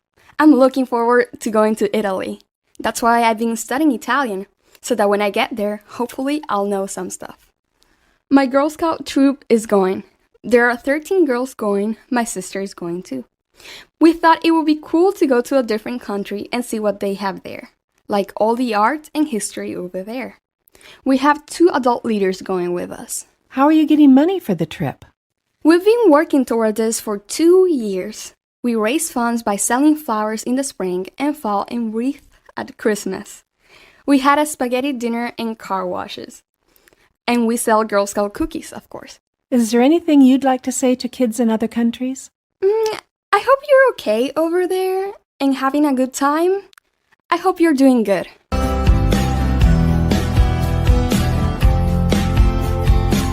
What have you been doing this week? This has been a busy week. I have lots to tell. Monday, I went to school and then I went to work Monday night. And Tuesday, I went to school, but only for half a day because I went on a field trip with my photography class to a local college to take pictures. And then on Wednesday, I went to a baseball game for the whole class day because all of the students who made honor roll got to go on a baseball trip.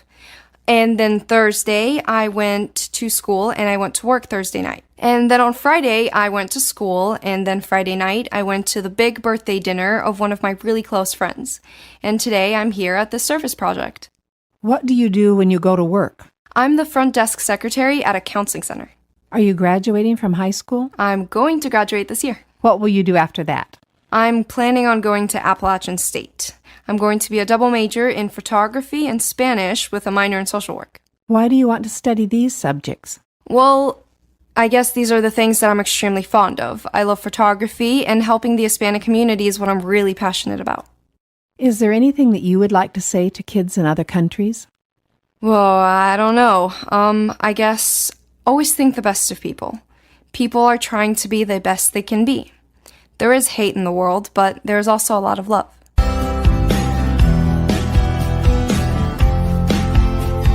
What have you been doing this week?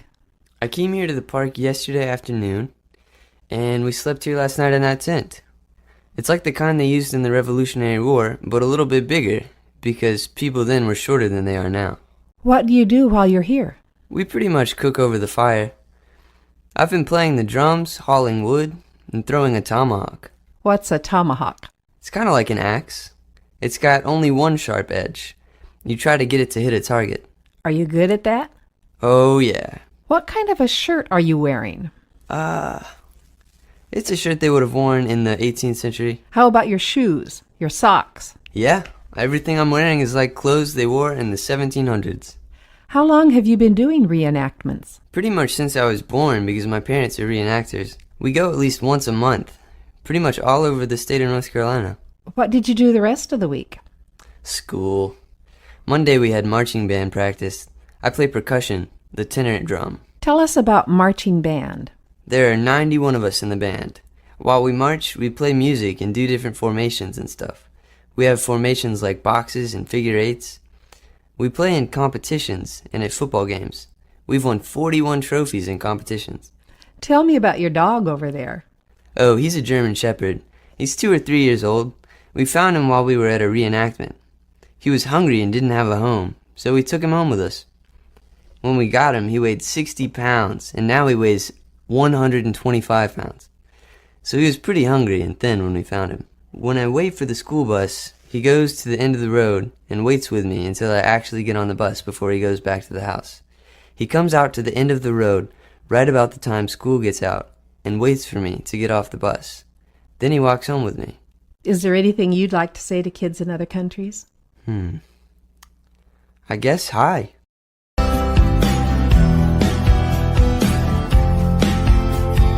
What have you been doing this week? Well, I go to San Jose State.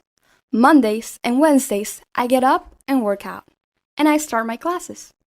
In between classes, I have an hour and a half break, so I usually go to the library and read, browse the internet, do homework, write essays, anything I have to do. Tuesdays and Thursdays, I usually get up and go to school for an 8:30 class. And then, since the class is anatomy, I go to the library and study. Then I have a lecture. Then I go to lunch, something fast because I have another class afterwards. Today is Friday. What are you doing? Fridays I have off, so I'm out here enjoying the weather. It's a day to do other things than reading and homework. I'm here with my mom and my 2 little nieces and my little cousin. We took them to story time at the library, and then we came here. How old are they? They are 4, 2, and 9 months. What do you do on the weekends? Saturday morning, I go out for a run, see friends, or go to a family get-together.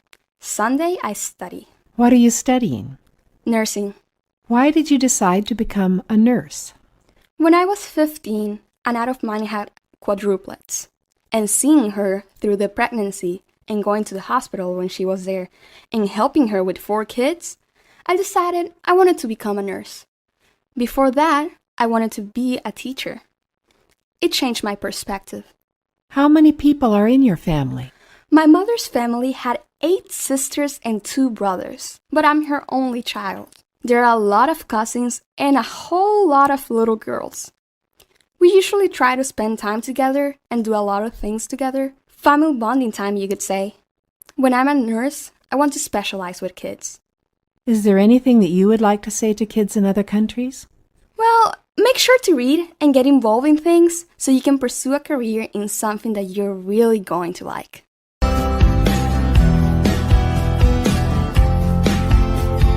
What have you been doing this week? After school today, we came to the park. 2 of us are playing baseball, and 2 of us walked around making videos. Why are you making videos? Because it's fun, something to kill time. We put them on YouTube. What are you doing in school this week? CST preparation. That's California standardized testing. Everyone in 2nd through 11th grade takes the test. It helps decide what classes you get to take next year. The preparation helps us get ready for the test. What do you do on weekends? Go to the mall. Buy clothes. I play video games. I go on the computer a little.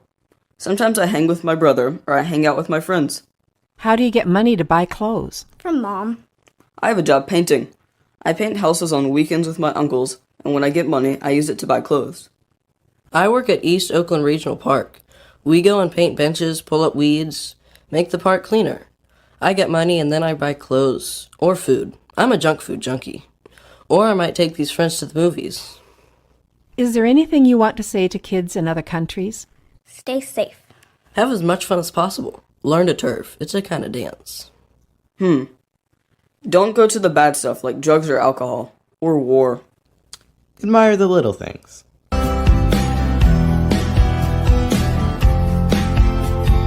What have you been doing this week? I'm gone to school every day this week, and we had exams next week, so we have been studying a lot. I play 2 sports, and I've gone to basketball practice and volleyball practice, and we had a basketball game that we just won. Did you have to travel to get to the game? We travel about 30 minutes to play the other team. Does playing 2 sports take time? A lot. I usually have 2 hours of basketball practice every day and 2.5 hours of volleyball practice twice a week. What are you studying? I'm in pre-calculus, and I take Spanish 3 and physics. I also take humanities, which is like history and English combined. Is that all of your classes? Yes, ma'am. What will you do this weekend? Study for my exams. That's about all I have time to do. How's your family? Well, my brother's sick. He has a cough and can't sleep well, but we're really okay. Is there anything that you would like to say to kids in other countries? I hope you have a great year, do well, and study hard.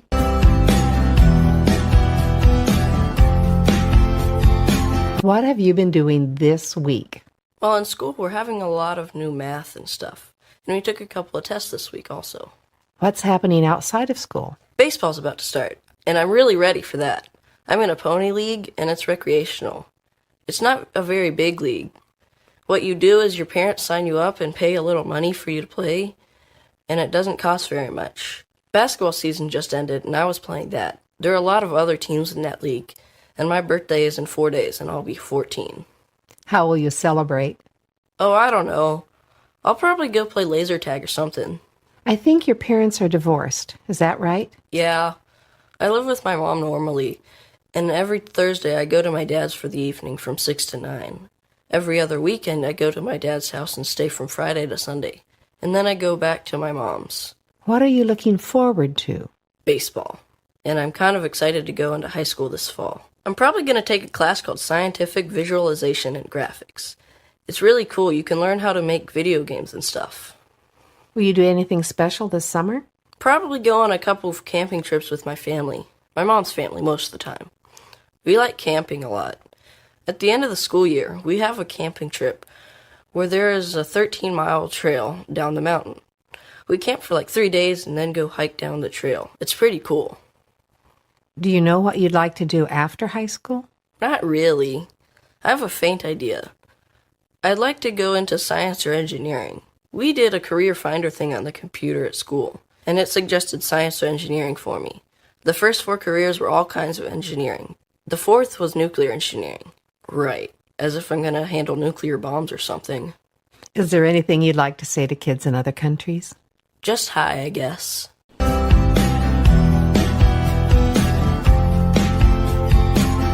What have you been doing this week? Basically, I go to school. After I go to school, I might hang out, socialize with my friends at Burger King or McDonald's. First I study, and then I hang out with my friends and socialize. On weekends, I might go to the movies, go to a party, get my hair did, or go to the nail shop. What did you do last weekend? I went to a party, and I watched movies on TV every day. What are you doing in school this week? I'm studying biology. We're studying the ecosystem. I don't like biology too much. Actually, I hate it. It's my least favorite class. What classes do you like? I like dance. That's my favorite subject. And math. I have to do a lot of research in dance. Dance sounds unusual. Is it a regular subject? Dance is like any other subject. It's like physical education. We study all kinds of dance, ballet, modern, jazz, hip-hop. We do it and we study about it. I have to do my research on it every day. My teacher gives us a famous dancer like Alvin Ailey. He's dead now, but he founded a famous dance company. I get on the computer and do research on him and his dance company. We have questions like, what kind of positioning do they use? What kind of energy do they use? Do you like living in San Francisco? Actually, I used to live in San Francisco, but I moved to Oakland a year ago. San Francisco is a great city, but it's very large. You have to know your way. In Oakland, well, you have to avoid some parts of Oakland, but there is less drama in Oakland. You feel free in Oakland. Is there anything you want to say to kids in other countries? Do you want to visit San Francisco? You should think about it because it's a good city.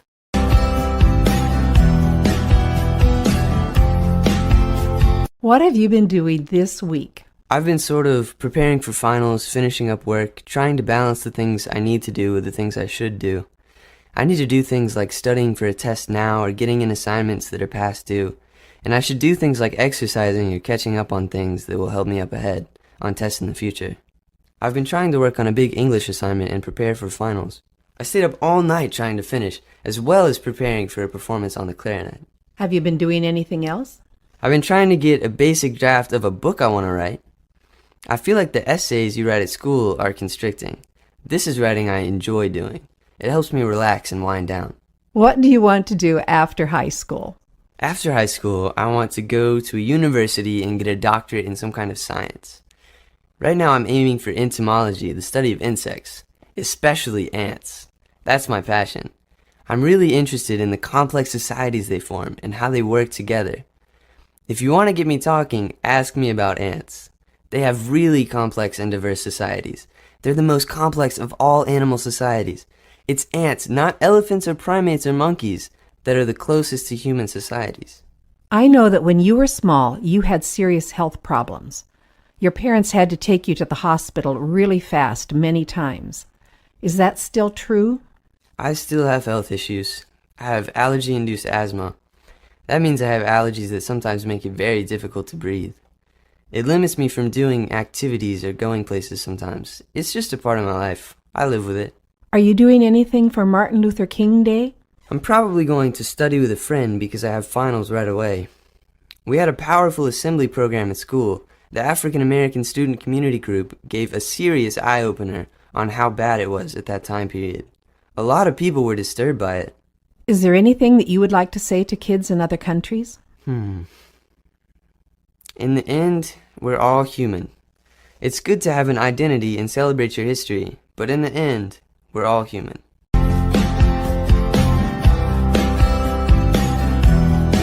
What have you been doing this week? Let me think. I go to school. I had soccer practice, only once a week because it's winter. I went to the Trans-Siberian Orchestra. They come to town every year. They're really good. What kind of music do they do? It's like rock, but it's like Christmas too, sort of. It's a really good show. They've got lasers and pyrotechnics. I also went to church and choir practice. I do the soundboard most of the time. What are you studying in school? I'm taking pre-calculus, AP European history, band, English, French, chemistry, and environmental science. What instrument do you play in band? I play the bassoon for a concert band. For marching band, I play the tuba. They're completely different instruments. You can't march with a bassoon. What do you study in environmental science? So far, we've studied a lot about weather and weather patterns. We also learned about earthquakes and tornadoes and that sort of stuff. What will you do after high school? I plan to go to college. I'm not sure what I'll go for yet. Probably something in science because I enjoy science. Is there anything that you'd like to say to kids in other countries? I think that a lot of things that the rest of the world thinks about America that they get in movies or on TV, from reality TV shows and things like that, don't really portray American life. We're probably not that different from you.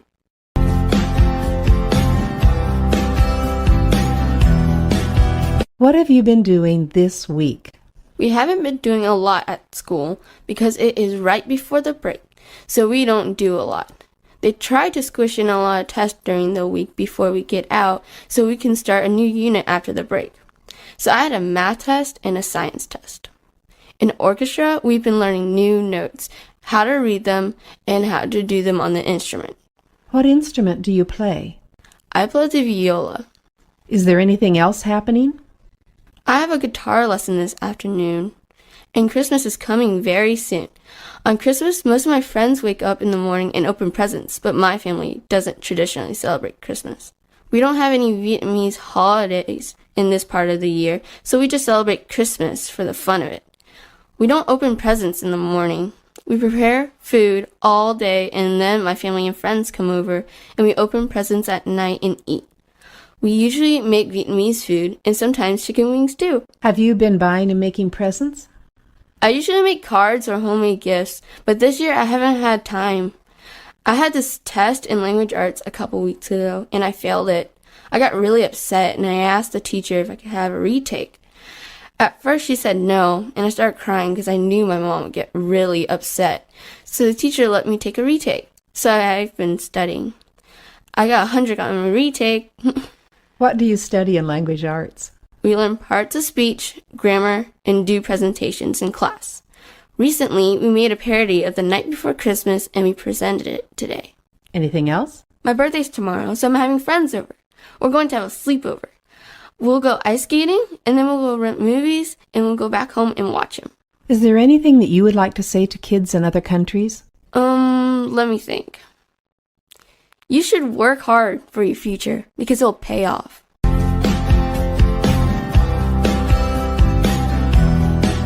What have you been doing this week? Well, exam time is coming up, and I've been trying to study hard for them, taking notes and all. It's a very stressful time for me. How do you prepare for the exams? Well, the teachers give us notes and we write them down and study them, and then take the exams. But most of us barely have any time to study, especially the basketball team. They have a lot of games next week. I'm actually in the church choir. I have to do all my exam work and practice for the choir. And we have all this stuff coming up for Christmas. Tell me about singing in the choir. We usually have practice once or twice a week. We sing, we get to meet each other, and we all have fun together. And we all sing together at church. The choir sings every Sunday. My dad sings every Sunday, and I do too. But we have extra practices for Christmas music. On ordinary Sunday, we do 1 to 3 songs. And Christmas, we do, I don't know, like 10 songs? And that's why we have extra practices for Christmas music. Tell me what you did this weekend. This weekend, I got to go to my grandmother's house, which was a very big treat for me. I love to help her out, and I did work in her yard. I got paid for it, but I'd work without pay any time she wants me to, because I really love her. Tell me about her. My grandmother is very sweet. She helps a lot of people. She's a Methodist, so she goes to the Methodist church every Sunday. She helps anyone who is in need. She has 2 sweet dogs, Belle and Ella. One is a golden lab, and the other is a mixture. She has the best cooking ever. Her cake is wonderful. Her pies are fantastic. If the only thing I ever had to eat for the rest of my life was her cooking, I would be happy. She makes the best grilled cheese ever. How is your family? My family's been okay. I mean, a little argument here and there, but that's okay. It's a very happy time we have. We're kind of last-minute people, so we set up everything last minute and then get ready for Christmas. Is there anything you would like to say to kids in other countries? Happy holidays!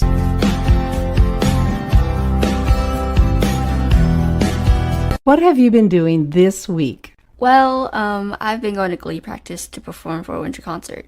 I've been doing a lot of homework, and I'm going to piano practice later today. Tell me about Glee. It's this group of people who sing and dance the songs for the season, or whatever we like.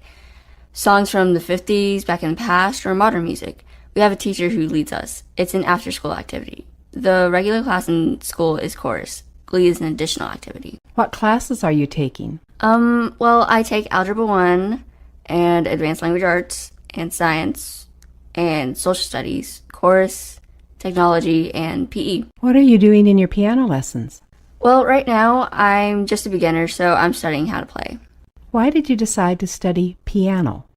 I see how amazing the pianists are and how they're really good at playing these amazing pieces. So I decided to learn how to do that. Did you celebrate Thanksgiving this past week? My sister and I celebrate Thanksgiving with our family that came around the state. Some of our cousins are in college and they came. We ate turkey, of course, and corn, mashed potatoes, gravy, and these special Vietnamese chips. They're hard to describe, though.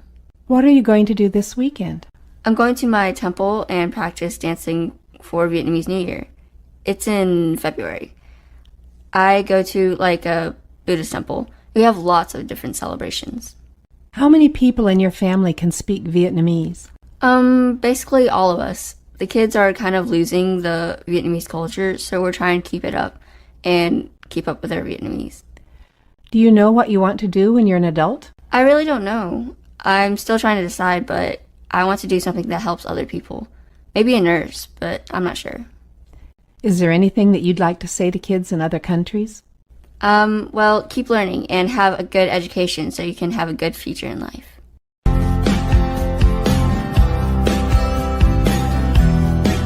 What have you been doing this week? Well, this week my cousins came down from New York and we celebrated Thanksgiving at my house with the other side of the family that is in Charlotte. We had a turkey and everybody brought something like a dessert and we all just sat at the table and had fun. And afterward we played games. Are there any other foods that are Thanksgiving traditions for your family besides the turkey? We always have my grandmother's broccoli and cheese casserole, which sounds gross, but it's really delicious. We had mashed potatoes and sweet potatoes. My mom made her amazing orange cranberry relish. And this year we also had ham, which was different.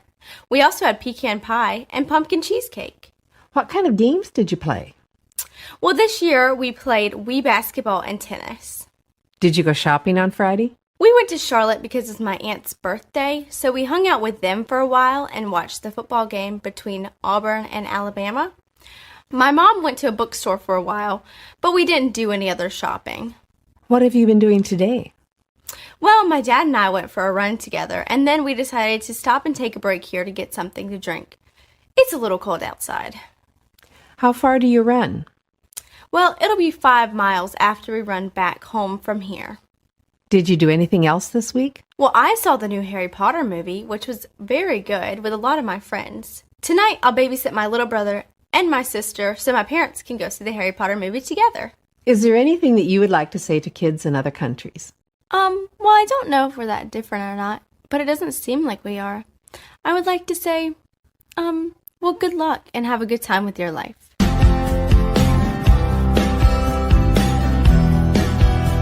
What have you been doing this week? We're on a school field trip. It's a 4-day trip across our state and back.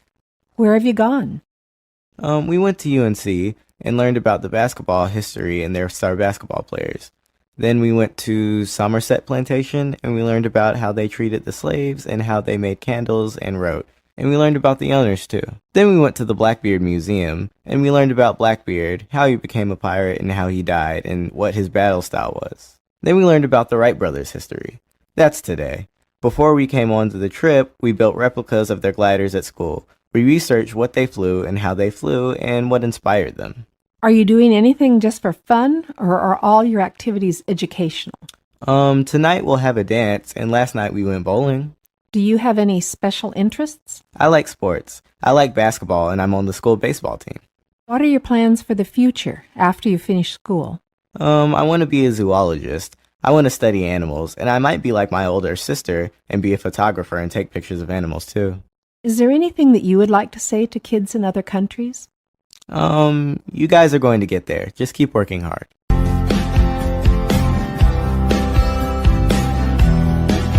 What have you been doing this week? I've been going to school and playing outside with friends mostly. What are you doing in school? We just finished our end-of-grade tests. School ends in 2 weeks. What do you play when you play with friends? I play football, soccer, basketball with the guys in the neighborhood. We play at Evan's house. He has a basketball hoop in his yard. And I see a fishing pole in your hands. Yeah, I like to go to the pond and fish. I normally go about once a week. I usually catch a few. Today I hooked 5, but they all got off. But I did catch 2. It really keeps you going. It makes you think, I really want to catch that fish. My dad loves to fish, so he taught me. I don't think you've always lived in this neighborhood. Is that right? Yeah, we lived in Switzerland for 2 years. I liked it, but I like it here more. There's more stuff to do here, more entertainment. But it was fun in Switzerland. Did you learn a new language in Switzerland? I already knew Swiss German because my mom was from Switzerland. I learned it when I was 3 or 4. Is there anything that you would like to say to kids in other countries? Hello from America.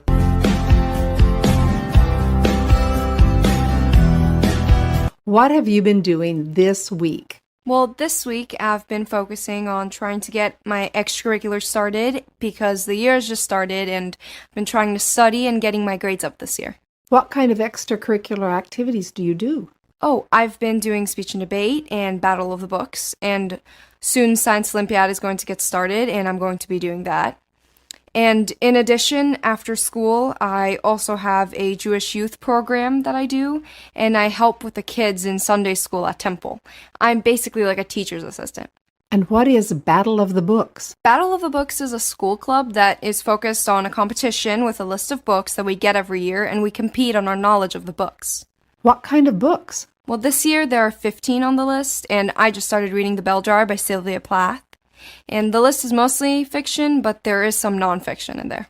And what is the Science Olympiad? Science Olympiad is a school club that is also geared to preparing towards a competition, but it's for a state science competition where we compete in partners on different science events. What do you hope to do after high school? After high school, I really hope to get a degree in chemistry because it's what I'm really passionate about, and then probably go to medical school to focus on people and the brain, which I'm also really interested in, and I want to be a neurologist. Is there anything that you would like to say to kids in other countries? I don't know. I'm kind of a new English speaker. I've been here for 6 years, so it's kind of surreal to talk to kids who are also learning English. What is your first language? My first language is Hebrew. I'm from Israel. How did you end up here? Well, my dad got a transfer from work, and we all thought it would be a really good experience, and I have loved it so far, and so has my whole family. So, is there anything you would like to say to kids in other countries? Well, first of all, hi, and I guess some really good piece of advice is really go after what you love and work towards doing what you're passionate about.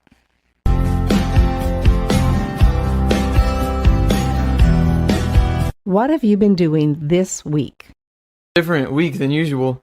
Last Friday, my school orchestra went to Atlanta, Georgia, where we went to perform in a competition, and we went everywhere in Atlanta after that.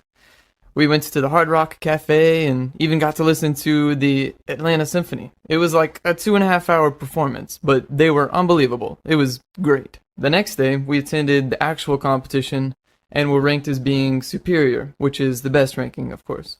And after that, we went to Six Flags, the amusement park, for about 9 hours and rode just about every ride there. And then the next day, we went to the Georgia Aquarium and got to see all sorts of sea life that was really cool from all over the world. And after that, we went to the world of Coca-Cola and got to taste sodas from every continent. It was very neat. Following that day, we got back on the bus and rode 5 hours all the way home watching Jack Black movies. Who is Jack Black? Oh, he's a real goofy actor. The bus ride was kind of long because of Atlanta's traffic, so it felt good to be back in my little old hometown. What instrument do you play? Well, my main instrument is the piano, but I also play the bass guitar and the upright bass, which is what I play in the school orchestra. What do you do on an ordinary day? On an ordinary school day, I try to wake up at 6 o'clock every morning and get some extra piano practice before going to what we call zero period at school. Most students start at first period, but zero period is like an extra class you can take before that. I take jazz ensemble. I get home after school at around 4:30, and then I do homework, eat dinner, practice instruments, or maybe go to church for a music rehearsal, and I usually try to go to bed by 11.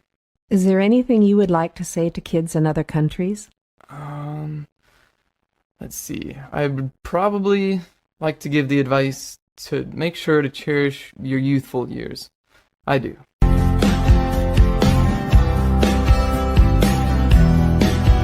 What have you been doing this week? Well, this week I started with having a day off on Monday, but I've been doing a lot of calculus homework the entire week. I was lucky enough to go to a conference today on women's philanthropy, and I was so excited to meet a lot of people who are involved in supporting many philanthropies which deal with feeding the hungry in my area. Why did you get to go to the conference? I got to go to the conference because I am on the service council at my school, and I was one of the 10 in the county who was invited. I was able to meet Barbara Bush's granddaughter, and she was speaking about her charity that she has had for about 10 years, which is called Feed, which basically feeds hungry children in America as well as around the world. What does the Service Council do? What the Service Council does is try to get my school united in doing service projects or raising money for local food banks. We also put together Christmas care packages for abused as well as neglected children. What did you do for the Labor Day holiday? For the Labor Day holiday, I was doing a lot of studying to get ready for my calculus and Spanish class. But we also had a barbecue for dinner, and we ate as a family, which is something we always do on holidays and long weekends. Can you tell me a little bit about your family? My parents came to America from India, and they met in college. My grandmother is Portuguese, and I am very close to her. I also have a younger sister named Capri, and she is 15 years old. Does your family have any special traditions? Yes, we have lots of special traditions, and they're really all important to me. I grew up cooking with my grandmother and my mother, so baking cookies for Christmas is a huge tradition. We love Italian food, grilled chicken, and salads. What do you want to do after high school? I would love to go to college and pursue my passions for Spanish, history, and business. Do you have an idea of a career you'd like to follow? I would love to somehow bring all of these passions together by doing a type of corporate job, but I'm not really quite sure yet. Is there anything that you would like to say to kids in other countries? I'm so excited to be able to talk to you guys and share part of my culture with you guys. I hope one day to travel to your countries and to learn a little bit more about how small the world really is.